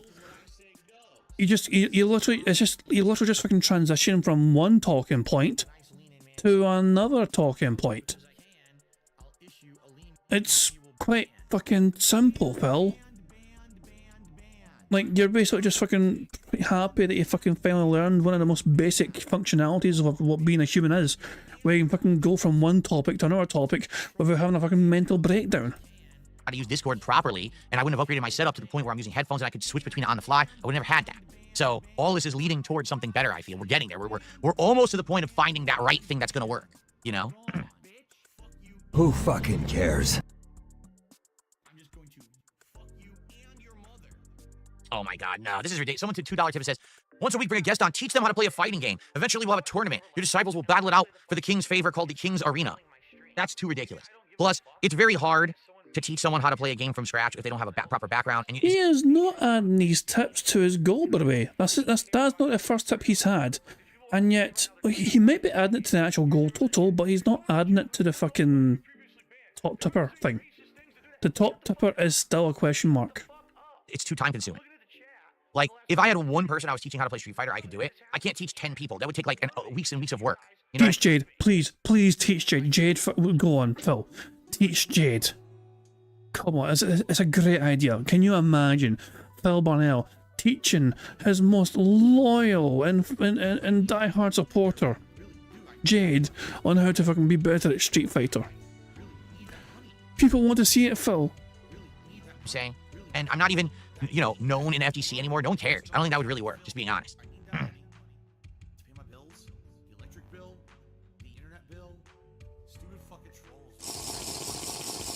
Okay. All right, folks. So, what's going on today? Well, I'm either playing Oblivion on this stream or tonight. I'm still undecided. I'm going to be honest. I would prefer to do Blueprints now because I know we have an audience for it who wanted to attend it on this stream and support it, and they're going to be disappointed if we end up swapping streams and they can't attend tonight. Oblivion, I already said to everyone I was going to probably play tonight if it launched, so we already have people who are probably lined up to attend tonight on the late stream, and then we can see for ourselves if it's any good, if you guys want me to continue it or just do the one-off stream. So we'll figure this out by the end of the show, all right? But what I'd like to do is actually take a look at the announcement. So this morning, Bethesda did this whole big presentation. We're not going to look at the entire presentation because, quite frankly, it's very lengthy and it would take too long. But Bethesda made this official announcement. It's been thrilling for all of us here at Bethesda to revisit a game so close to our hearts with Oblivion Remastered. When we started this project in 2021, we aimed to breathe new life into a chapter of the Elder Scrolls that set the path for so many of our games after it. We never wanted to remake it, but remaster it, where the original game was there, as you remember playing it, but seen through today's technology. We were so fortunate to work with an unbelievable team and partners at Virtuous. Even though we had worked together before, we had never attempted something on this scale. Every piece of art, animation, special effect, and part of the world could be remastered.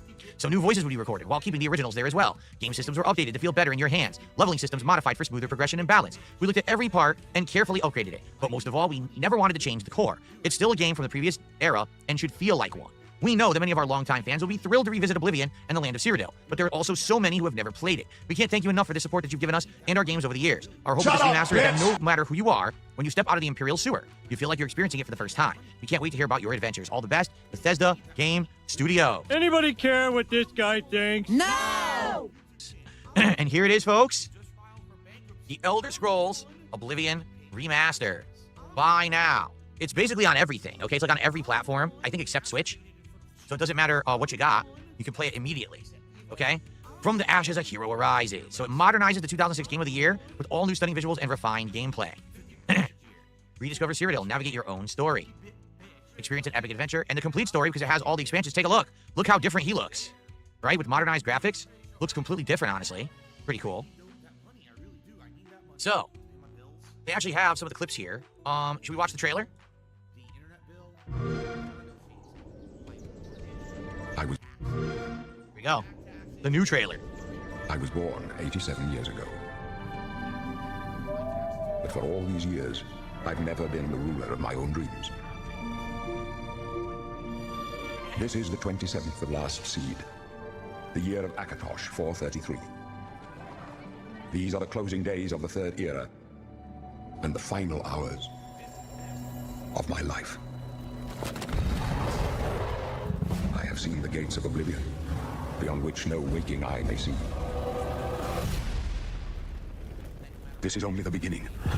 Whoa. Worse is yet to come. It's clear. A trap. It's a trap. The time of cleansing draws nigh. Who now will save us from the coming darkness?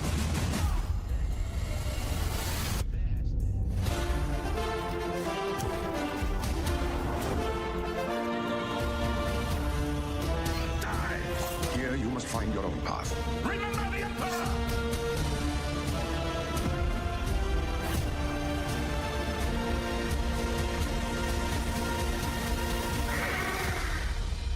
Find him, and close shut the jaws of Oblivion. Now that's a bit dark, Warren. I want Sir Patrick Stewart to leave me his vocal cords in his will. Here's one for you. Who's got the better voice? Sir Patrick Stewart or Morgan Freeman? Who's got the better voice? It's a voice off. Who's got the better voice? They're both robust, they're both wholesome, they're both meaningful. Who has the better voice? Oh!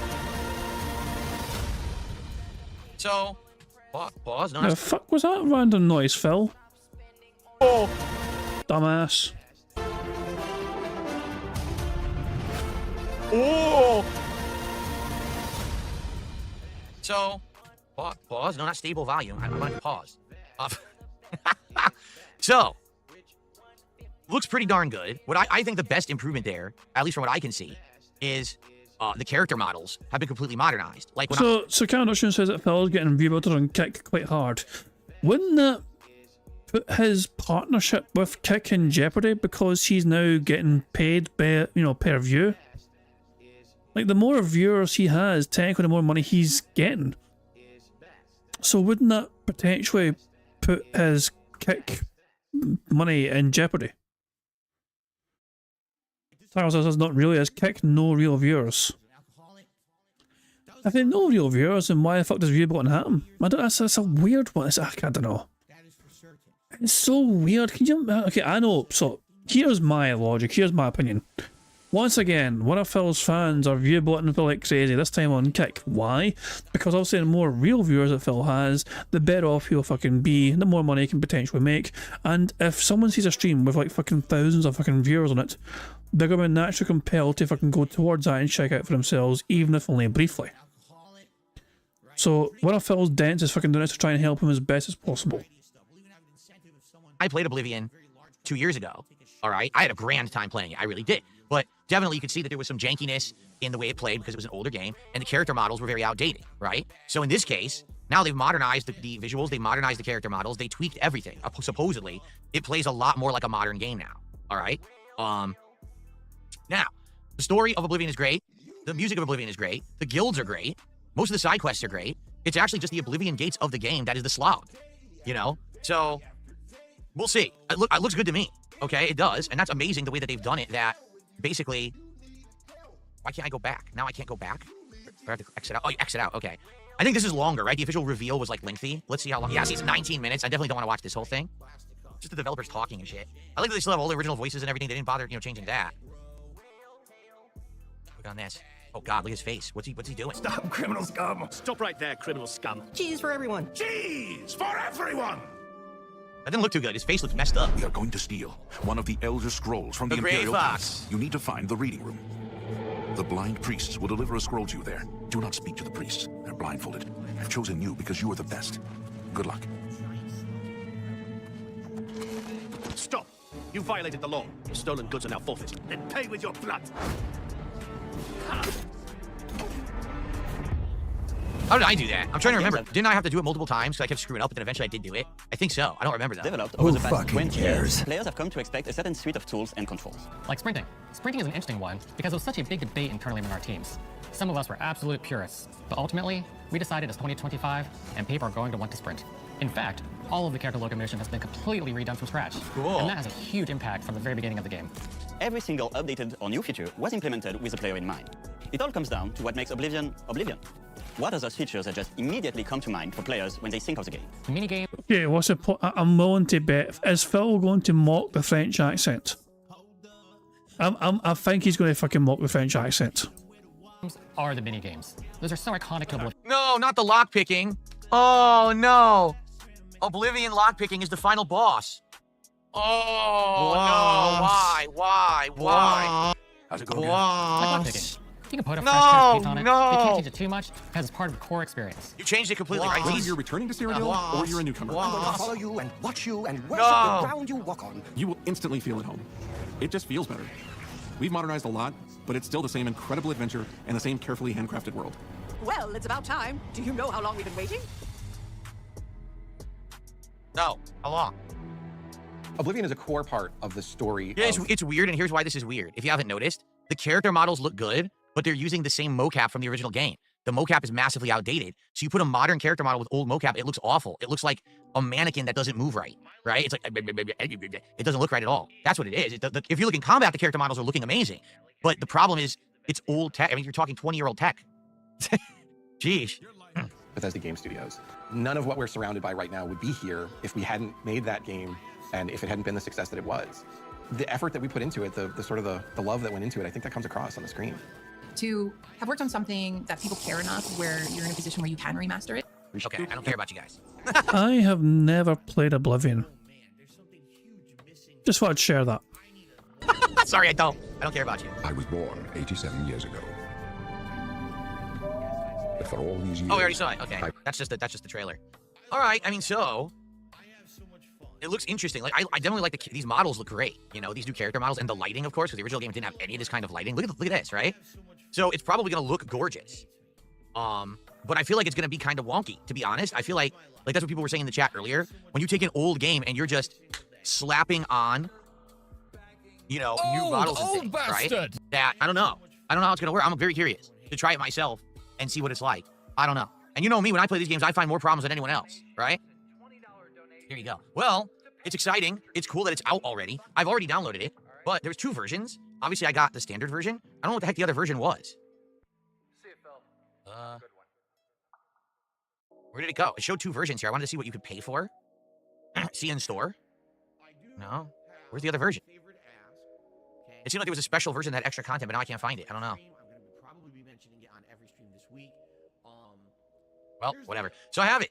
So we're doing it today. We're going to check it out. And we're going to see what it's all... Oh, okay. See, it says Deluxe has 2 extra quests for unique armor and weapons. So are they new? Brand new quests that they added?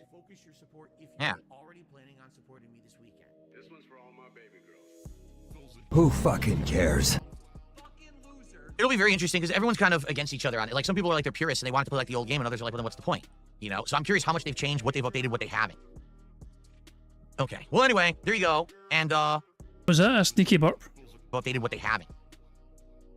Okay. Well, anyway, there you go. And nah, I don't think it was. Hard to tell. We playing that today. I just don't know when. Again, like I'm down for playing it now. I'm down for playing it later. I'm down for whatever. But I feel like no matter what, people will be upset. If I play it now, all right, people are gonna be like, well, what the hell? You had Blueprints on the schedule all week. We've been waiting for it all week. You've been saying you love it, and now you're not gonna play it. You know what I mean? And I hear you. So I already said that I would play it tonight on the late stream if it came out. And so people are already expecting that and likely will come by on the late stream to see it. I've already set up the late stream. The stream's already in place for it, right? And here's the thing. I don't understand Phil's approach to fucking playing it tonight and then not going back to it for ages. So, why? I can understand. So he's playing it today to try and capitalize on day one hype. But then it's just going to die. You know, and he might come back to it eventually. But by that point in time, will anyone care? Will be part when he comes back to it eventually. Will it be part 2, or will I just fucking restart it? You know, it's fucking dumb. It's such a dumb approach from Phil. But then again, it's you know he's a dumb bastard. Fucking let him tank his own channel. And here's the real key factor: if I play Oblivion now, then tonight on the late stream will be Blueprints. But here's the problem with that: no one's gonna show up tonight for Blueprints. Everyone was expecting it to be today. The audience for Blueprints likely can't make it tonight because European viewers can't make it to my late streams usually. And then I'm gonna have I'll have a good audience for Oblivion now and no audience for Blueprints tonight. It'll be a dead stream, which I don't want. You know? He wants European whales for Blueprints. Double Oblivion? I think that's overload. If you do double Oblivion, then people will be pissed that I didn't play Blueprints at all, including me, because I love Blueprints and I'm craving it.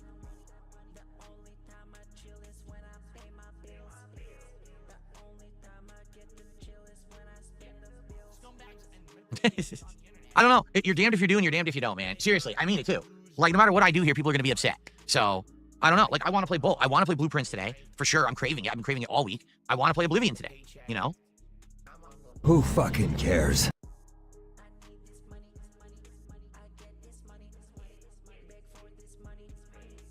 I don't know. Like I said, there's no true solution here. This is what we got to figure out. We have 25 minutes to figure it out. All right? But in the meantime, that's pretty much it for today. That's what I wanted to do. So, if anything, the good thing that came out of today, number one, we know that when we hit 30 goals, it's going to be Chipotle. Number two, we have an idea for a brand new variety show that could feature various different topics as subjects, and we just got to figure out more information on that. But in the meantime, what I'd like to do is just do a little bit of chill Q&A and stuff with you guys. And so I'll tag you in the chat if you want to talk. If you contribute, I will shout you out. Let's do it. Let's hit the goal. Let's hit the goal right now. That'd be amazing. If we hit the goal now on the stream, then we don't have to worry about the goal at all, right? And we hit 28, we're on track. Let's get back on track today. Burger. Okay. Abdullah says Oblivion's better. It's a brand new and most viewers, including me, want to see it. Spalko says, do you remember $2 who gave you $2? Yes. Am I playing Clear Obscure Expedition 33? Yes. Starting Thursday when it comes out. Give in to your cravings and play Blueprints as Ellipsian. Andy says, I want Oblivion now. I'm in the same boat as 3 a.m. for the late stream. I understand that people right now are so hyped for the gifted memberships, and I'm very grateful for that. I mean, thank you. But I hope that doesn't mean that people are going to forgo tipping. We've not had any snorts today, bizarrely. Not a single snort has been heard. So weird. But yeah, we have 2 free spaces for begs alone. So what does that mean for bingo? We have 2 free spaces currently, which means we're 1, 2, 3, 4. We're 6 away from a full house with those 2 free spaces. If Phil takes 3 more sips, that's a free space as well. 50 likes on the bingo stream is also a free space. You gotta remember, we need the free spaces can be crucial. I literally can't afford stuff on Tuesday on my day off, and you're going to laugh. Oh, it's funny. Strike when the iron is hot. Well, I am. I'm playing Oblivion today no matter what. It doesn't matter if I play it now or later. I'm playing Oblivion today while the iron is hot. But it's about, do you play it extra early and then disappoint a whole crowd that was going to be here for Blueprints? And then likely set myself up for failure tonight with a dead stream because no one's going to attend Blueprints tonight because no one was ready for it. Right? So I didn't say I'm playing the whole game. It seems like people are very confused here. I'm not playing Oblivion as a full playthrough. I've never committed to that. I just played the game 2 years ago. I want to check it out. I want to see what this remaster is all about. If we like it and we play it a little bit, great. I'm not playing 100 hours of Oblivion right now. It's just not happening. Okay, that's not even a realistic expectation. We never said that was happening. I've already just played the game.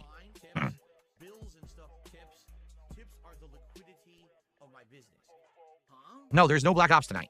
Black Ops is off the table now for this week, actually. There will be no Black Ops this week. Who fucking cares? Swapping games midstream doesn't work. Never works. I'm definitely not doing that. What's up, Game Boy? How are you? I received a $4.20 tip. Let's see what they say here. Now, what does the sugar do in the sauce? Adds sweetness, adds a contrast. If you don't, it's all going to be tartness, and you won't have any. Who This is really the first fucking tip of the day. cares? It is not the first tip of the day, but it's the first tip you bought if I can add to your board. I think it is. I think today we had all super chats. So, wait a minute. Was that 58 or 58? Okay. So I got a 420 super chat. No, excuse me, a 420 tip. Two things to mention. I was at WWE World for WrestleMania weekend and met with some wrestlers. I brought you up for my own amusement, and surprisingly, a few of them know you. There you go. Actually, it's not surprising. Oh my god, can you imagine it? Some fucking random dent says, hey, Liv Morgan, hey, Dom, do you guys know DSP? Do you guys know DSP? And fucking, oh my god. Can you imagine? I brought you up with some wrestlers and some of them know you. It's the guy! It's the guy. They don't know me in a good light, though. And two, since you saw Stephanie Vaquer on Raw last night, do you see why Ralph was so thirsty over her? No, not really. To be honest, no, not really. No. I just think Ralph is pretty thirsty. That's what happens when you live in Mexico. Anyway.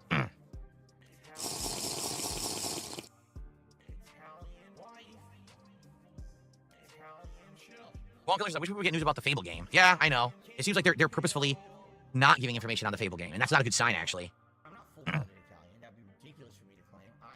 Luna the Malt King says, hit the goal on the podcast and play Oblivion now. Would that work? Listen, let me put it this way. If we hit the goal by the end of the podcast, then I don't have to worry about any kind of, support right now. And we can pretty much do it ever. Get it?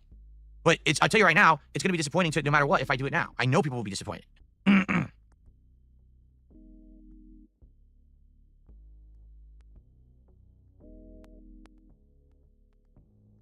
It complements the flavor perfectly. The only question I have is what's going on over on Kick, because we have zero Kick support. Zero.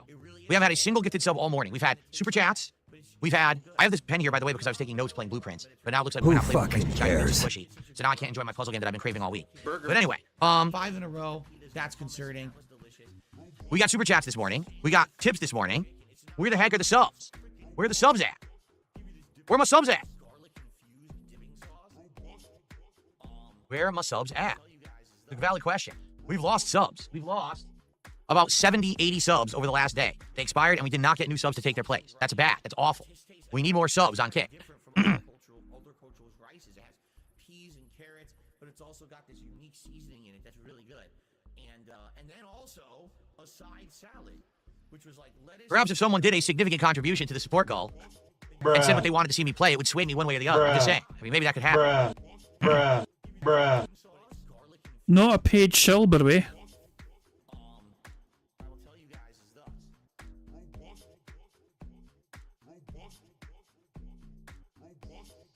Am I going to do a summer-themed marathon? I might. We're doing marathons every 50 goals. Our next marathon is either going to be like a viewer's choice or the 5 in a row. That's concerning. second closet clean-out vest and hat retirement stream or something to that effect. But as we get closer to the summer, I'm sure we'll think up some stuff, some summertime fun. Apparently there's this game on Game Pass that's a fishing game, but it's open world. I don't know if you guys heard about this game. It's called Call of the Wild the Angler. Yeah. Call of the Wild the Angler.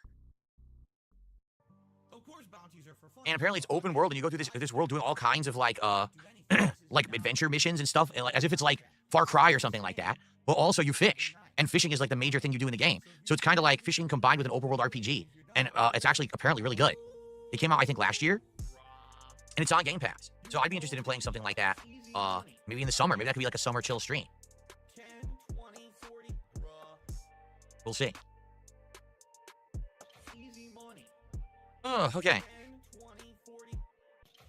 DJ and DJ says, I had lunch at a restaurant. My waitress asked for a tip at the end. Makes me not want a tip. When they ask. They asked for a tip? I don't think that's ever happened to me. I don't think in my... This is funny. It's just, Phil is offended at the notion of a waitress asking for a tip. Meanwhile, he fucking sits there and fucking demands $150 fucking dollars. Just fucking. But you could go on to any fucking gameplay stream right now on the internet and watch someone else fucking play Blueprints, watch someone else fucking play Oblivion, and they won't fucking ask a fucking audience and demand a fucking audience to give them $150 fucking dollars to play the fucking game. But no, you're forced to fucking stay on Phil's fucking channel though and just have him fucking demand money from you. If I have $150 now, I won't have to worry about money. Like, Phil wants paid. Phil doesn't want to earn his money. No, he just wants to get paid up front. Heaven fucking forbid Phil earns his fucking money today. Nuh-uh. No, you won't catch Phil fucking falling into that trap. Entire life, and I live in the United States, where tipping is expected. Some restaurants, I think they say if you have like a party of 6 people, or if you spend a certain amount of money, they by default auto charge you like an 18% gratuity, which means they force you to pay tip. But outside of that, I don't think I have ever been asked for a tip in my life. How did this waitress ask you for a tip? How did this happen?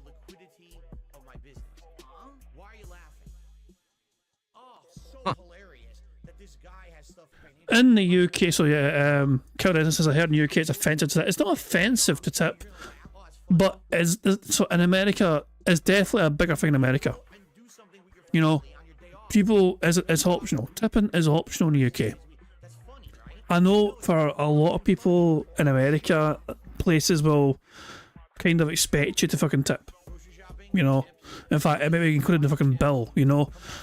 And he's right, sometimes for bigger parties there's an added fee for that, and you know, if it's a group of 6 or whatever, a group of 10 or whatever, they might add on some sort of gratuity for fucking, you know, extra money for fucking the service you fucking got that day. But no, in general, tipping is usually up to the customer's discretion if they want to give anything extra or not. You know, Call Me Astro said I thought you allowed to tip at restaurants in the UK, not at pubs. You can tip pubs, well, like, you can buy a drink and you can give a bit extra and just tell the fucking person serving you a drink, buy one for yourself. That is not an unusual custom. You know, like, so it's not unusual to fucking do that. It's not necessarily a fucking tip. You're just fucking, you know, giving a little bit extra money and just saying, hey, get one for yourself, and the fucking, just, you know, the fucking extra money for the fucking bar, the pub or whatever. But yeah, in the UK anyway, tipping is up to the customer. It's up to you essentially if you want to do it or not. It's not compulsory usually. It's not mandatory. Not usually anyway. But it's your call. In America though, I know there's a certain, you know, it's not just about tipping in America. You need to tip a certain percentage, isn't there? It's like a certain, was it 30% or something? Is that what it is in America? Like, you're expected to tip 30% or something? Or 15% or there's some sort of random arbitrary number you're expected to fucking tip on top of the meal. And it's 15 or 20, yeah. That's kind of weird to me. Like, put it this way, if I bought something for, like, you know, let's just say the fucking, I buy like a meal, like, we go to a restaurant and it costs like fucking, like 45 quid or whatever. I'll just fucking say, okay, 50. We'll just round that some bitch up to 50. Now, an extra fiver on a 45 quid meal is not 20%. But to me, it's still quite generous of me just to fucking round up, because I don't need to even round up. Yeah, you can do places to graduate charge as well. Yeah, it's confusing. Anyway, in the UK, you can tip if you want, but it's not mandatory, and you can tip whatever you want as well.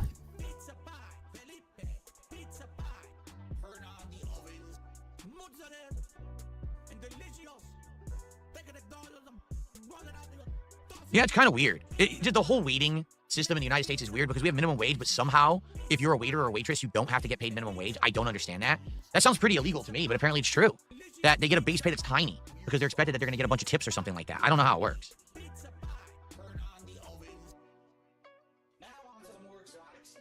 And yet, you rely on a tipping culture yourself to fucking make ends meet.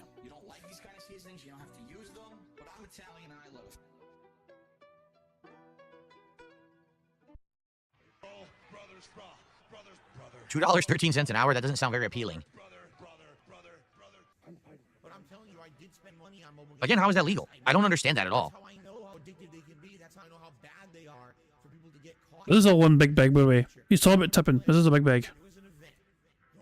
Oh, they're not supposed to do that. So DJ says, during the bill, I was paying with my card. Usually you get a receipt and you put the tip and total on that. But she asked beforehand to add the tip and how much. That's wrong. They're not supposed to do that. Because they're not supposed to have any influence over how much you tip. So I get the feeling that waitress did something that's against the rules. It could get into major trouble. Yeah. Phil, the tipping expert. That's completely wrong what she did.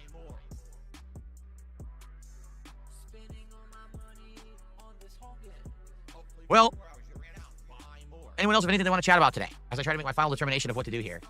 Can you imagine Phil in a fucking... Imagine Phil as a fucking waiter in a restaurant. You know? Can you imagine he's just fucking sitting there going, guys, I think I fucking waited the best I've ever waited today.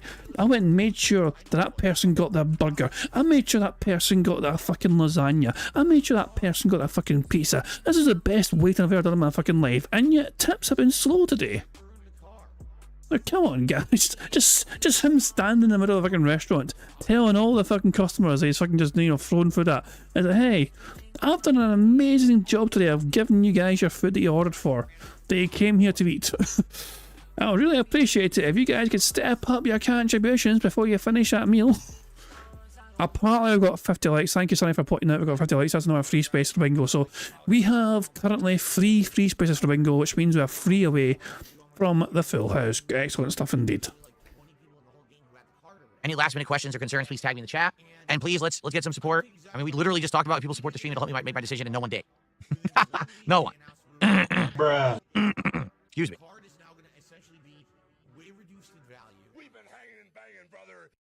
I actually admitted this last year. I'll say it again. I actually do play some mobile games. I do. All right? The ones that I play are free to play or incredibly inexpensive. Like you spend $1. Again, it's just torn opinions. Some people are like, don't change the schedule. Some people are like, change the schedule. Some people are saying, play this, play that. I don't know. I can't win. Maybe I'll just flip a coin. Maybe I will just flip a coin. That way you can't blame me. It was up to chance.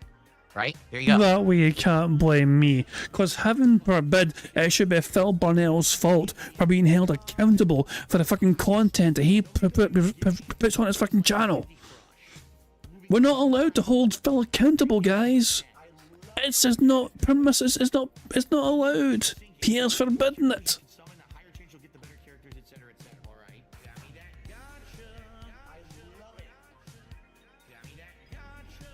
We already did a poll. We did a poll earlier, and it went towards no, play Blueprints. It was like 58, 59% said play Blueprints. Who fucking cares? I know, because here's the thing. Some of you who are here for Blueprints, because that was what was on the schedule. Some of you are here because you like the podcast, and you wanted to see me cover Oblivion. So maybe you're like, oh, play Oblivion. Some people are here because they just want Oblivion. Some people don't care. Some people are here like, I'll just stick around no matter what. And others are like, I'm just here for the podcast. I'm going to leave when you start gameplay. So, member bomb. My biggest fans are idiots. Oh my, we're 1 away now from a full house. Sonny has gifted 10 memberships to the channel, which is very kind of you indeed. So yeah, that means we only need 1 more free space for us to get a full house bingo. 2 more sips and we've won bingo. Or 75 likes and we've won bingo. Or Phil's just saying any of these fucking things, we've won bingo. So thank you, Sonny, for gifting 10 members, and congratulations to the following people for getting a membership. Congratulations to Jatu, Call Me Astro, Fire Emblem Fan 776, Diablo, Lord of Darkness, Baron Von Kame, Aiton, Ula Pops, Gregor Lake, KH, and Spectre. So make sure you thank Sonny if you just got a membership there, and of course thank you, Sonny, yourself for gifting those memberships and giving us 2 free spaces to help us on our way to a full house bingo card. 1 more square to go, and we have 1 bingo. Excellent stuff indeed.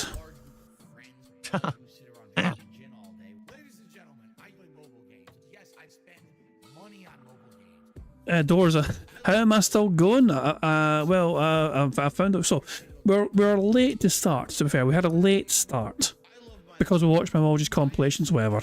And all you've missed is a whole bunch of fucking begging from Phil. Plus, he's going to fucking turn his podcast, not a podcast, into its own show. So yeah. Boom. Member bomb. My biggest fans are idiots. And also, we've won bingo because Sonny's had enough of this shit. Thank you, Sonny, for gifting 5 more members, which is not only, of course, gives another free space, it confirms we've won bingo. But, well, congratulations to the following people for getting a membership. Congratulations to Timothy Grimley, Singano, Scooby2, It's Ramirez 19, and Ryan Hickman. So there we go. Thank you, Sonny, for that. Very kind of you indeed. And yeah, that means we've won bingo. That's our last free space. We've got a free space, so. Burger. There we go. Full house. Oh boy, how exciting! Anyway, We had 6 squares left. 2 of those are from Begs, 1 was from likes, and 3 were from the memberships. Good stuff indeed. So thank you very much for that, Sonny. We have won bingo now. Of course, it adds $10 more to that bingo prize fund. We're now going over the 400 buckaroo mark. Remember, guys, half of that bingo prize fund could be yours at the end of the month. You've got to make sure you got a comment on that community post, which is linked in the description of the live stream. So yeah, let's go to live DSP, shall we, and just see how he's fucking doing. So let's there we go. So we're behind by 50 minutes or so, okay?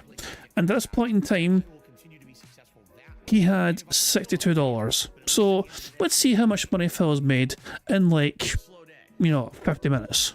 storeroom and get 10 freaking coins, and of course other great items too. Who cares? Who cares? Who cares? Who cares? Nice. The upgraded storeroom is going to be amazing. I'm going to mute you because you're an annoying dick. Oh, just come on, fast forward. I can't fast forward. This is live. I don't think so. Remember, when we left off, he was on $62. Swaggle Nito dropping a 20 bucket of Jesus, man. The King's tax will be $80 to $93. There you go. So Phil is on 93 buckaroos. He'll be a happy chappy indeed. Apparently the kick ban list is getting crazy. Phil's been leaning like crazy today apparently. Oh Jesus, it really has. All these ones are today. These are all from today. Wild Rascal, Budgie Bro, White Knight, Blake, Sesame Street, Big Bird Real, Cream Puff Man, Gouty, Pigroach, Ack, Big Tura. Those are the most recent ones that are in there. Camden Dutchman, Sock was Budgie Bro, apparently they got banned as well, so there we go. Tragic stuff indeed. Fuck me, man. Incredible. Right. Oh, there's a lock. So, last time Phil played Oblivion and tried to pick a lock, this is what happened to him. Okay, are you ready? Fuck. Fuck. What the fuck? Dude.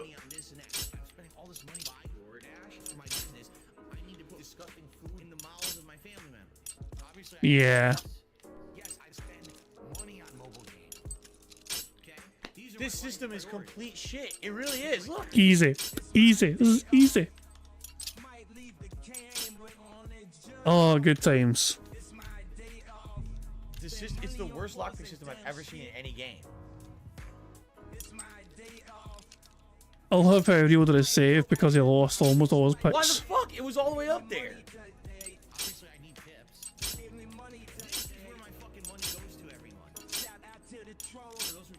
I'm noticing a pattern here, Phil. It doesn't make any sense. Twice. The system doesn't make sense. He had to reload twice. Okay, Twice he had to fucking reload. Oh, this is an old tweet as well. This is a tweet that got 3,000 retweets.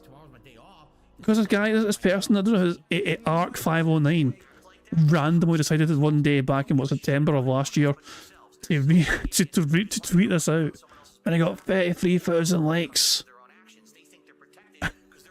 Jeez, I completely forgot. I thought, okay, I recognised it. Yeah, this popped off. This tweet popped off big time. Oh, some of the comments. He's a special kind of special, ain't he? I don't think he ever actually figured out his entire playthrough. Oh my god. What does DSP stand for? Dick Stroking Phil. Oh, jeez, man. Get all the Vegas in there as well. He woke up just to commenting that back in the fucking day. Anyway. Phil's happy chappy because he's getting money. He's he's been promised certain amounts of money today. Well, there you go.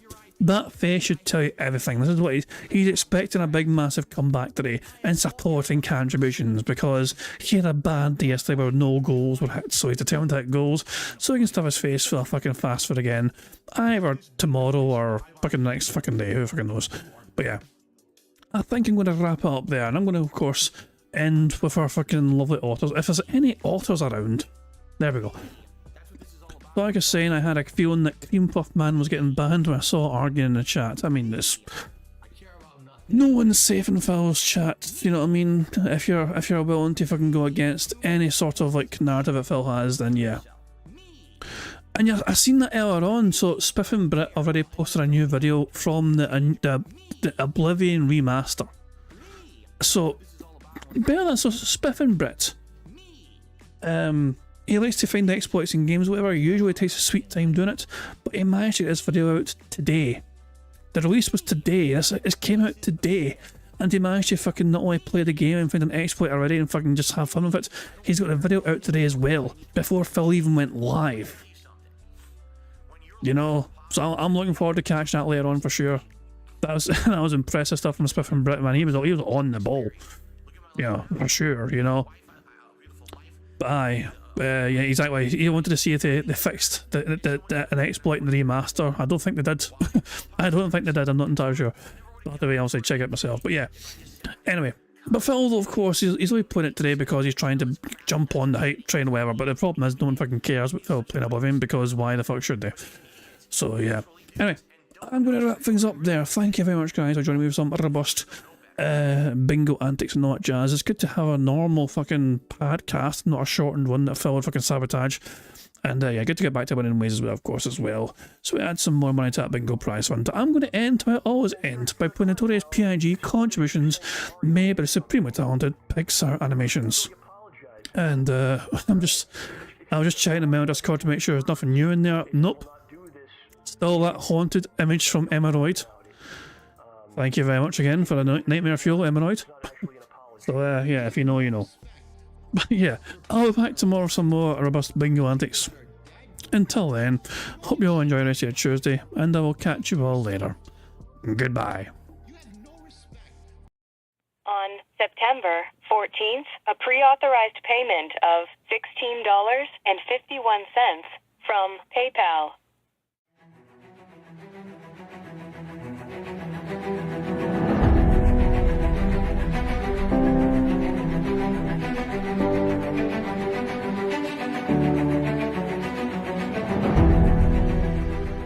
Alright, Luna Mills has tipped me $1.30.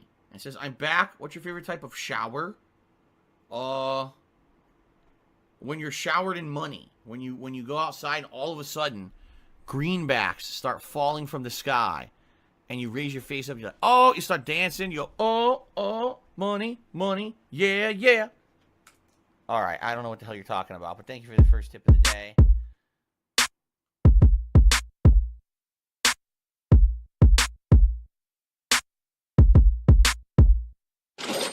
Money, money, yeah, yeah. Money, money, oh, money, money, yeah, yeah.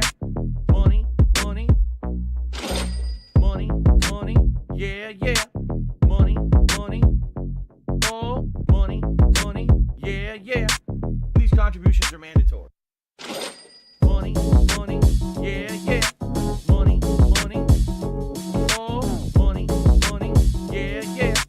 Money, money, money, money, yeah, yeah. Money, money, oh, money, money, yeah, yeah. These contributions are mandatory.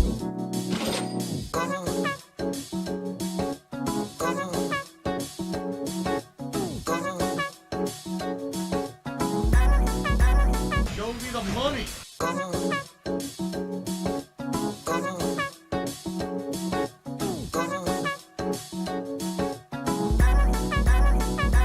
Free. Money, money, yeah, yeah. Money, money, oh, money, money, yeah, yeah. Money, money, money, money, yeah, yeah.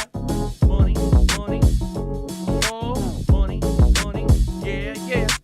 These contributions are mandatory. And it's gone, just gone like that.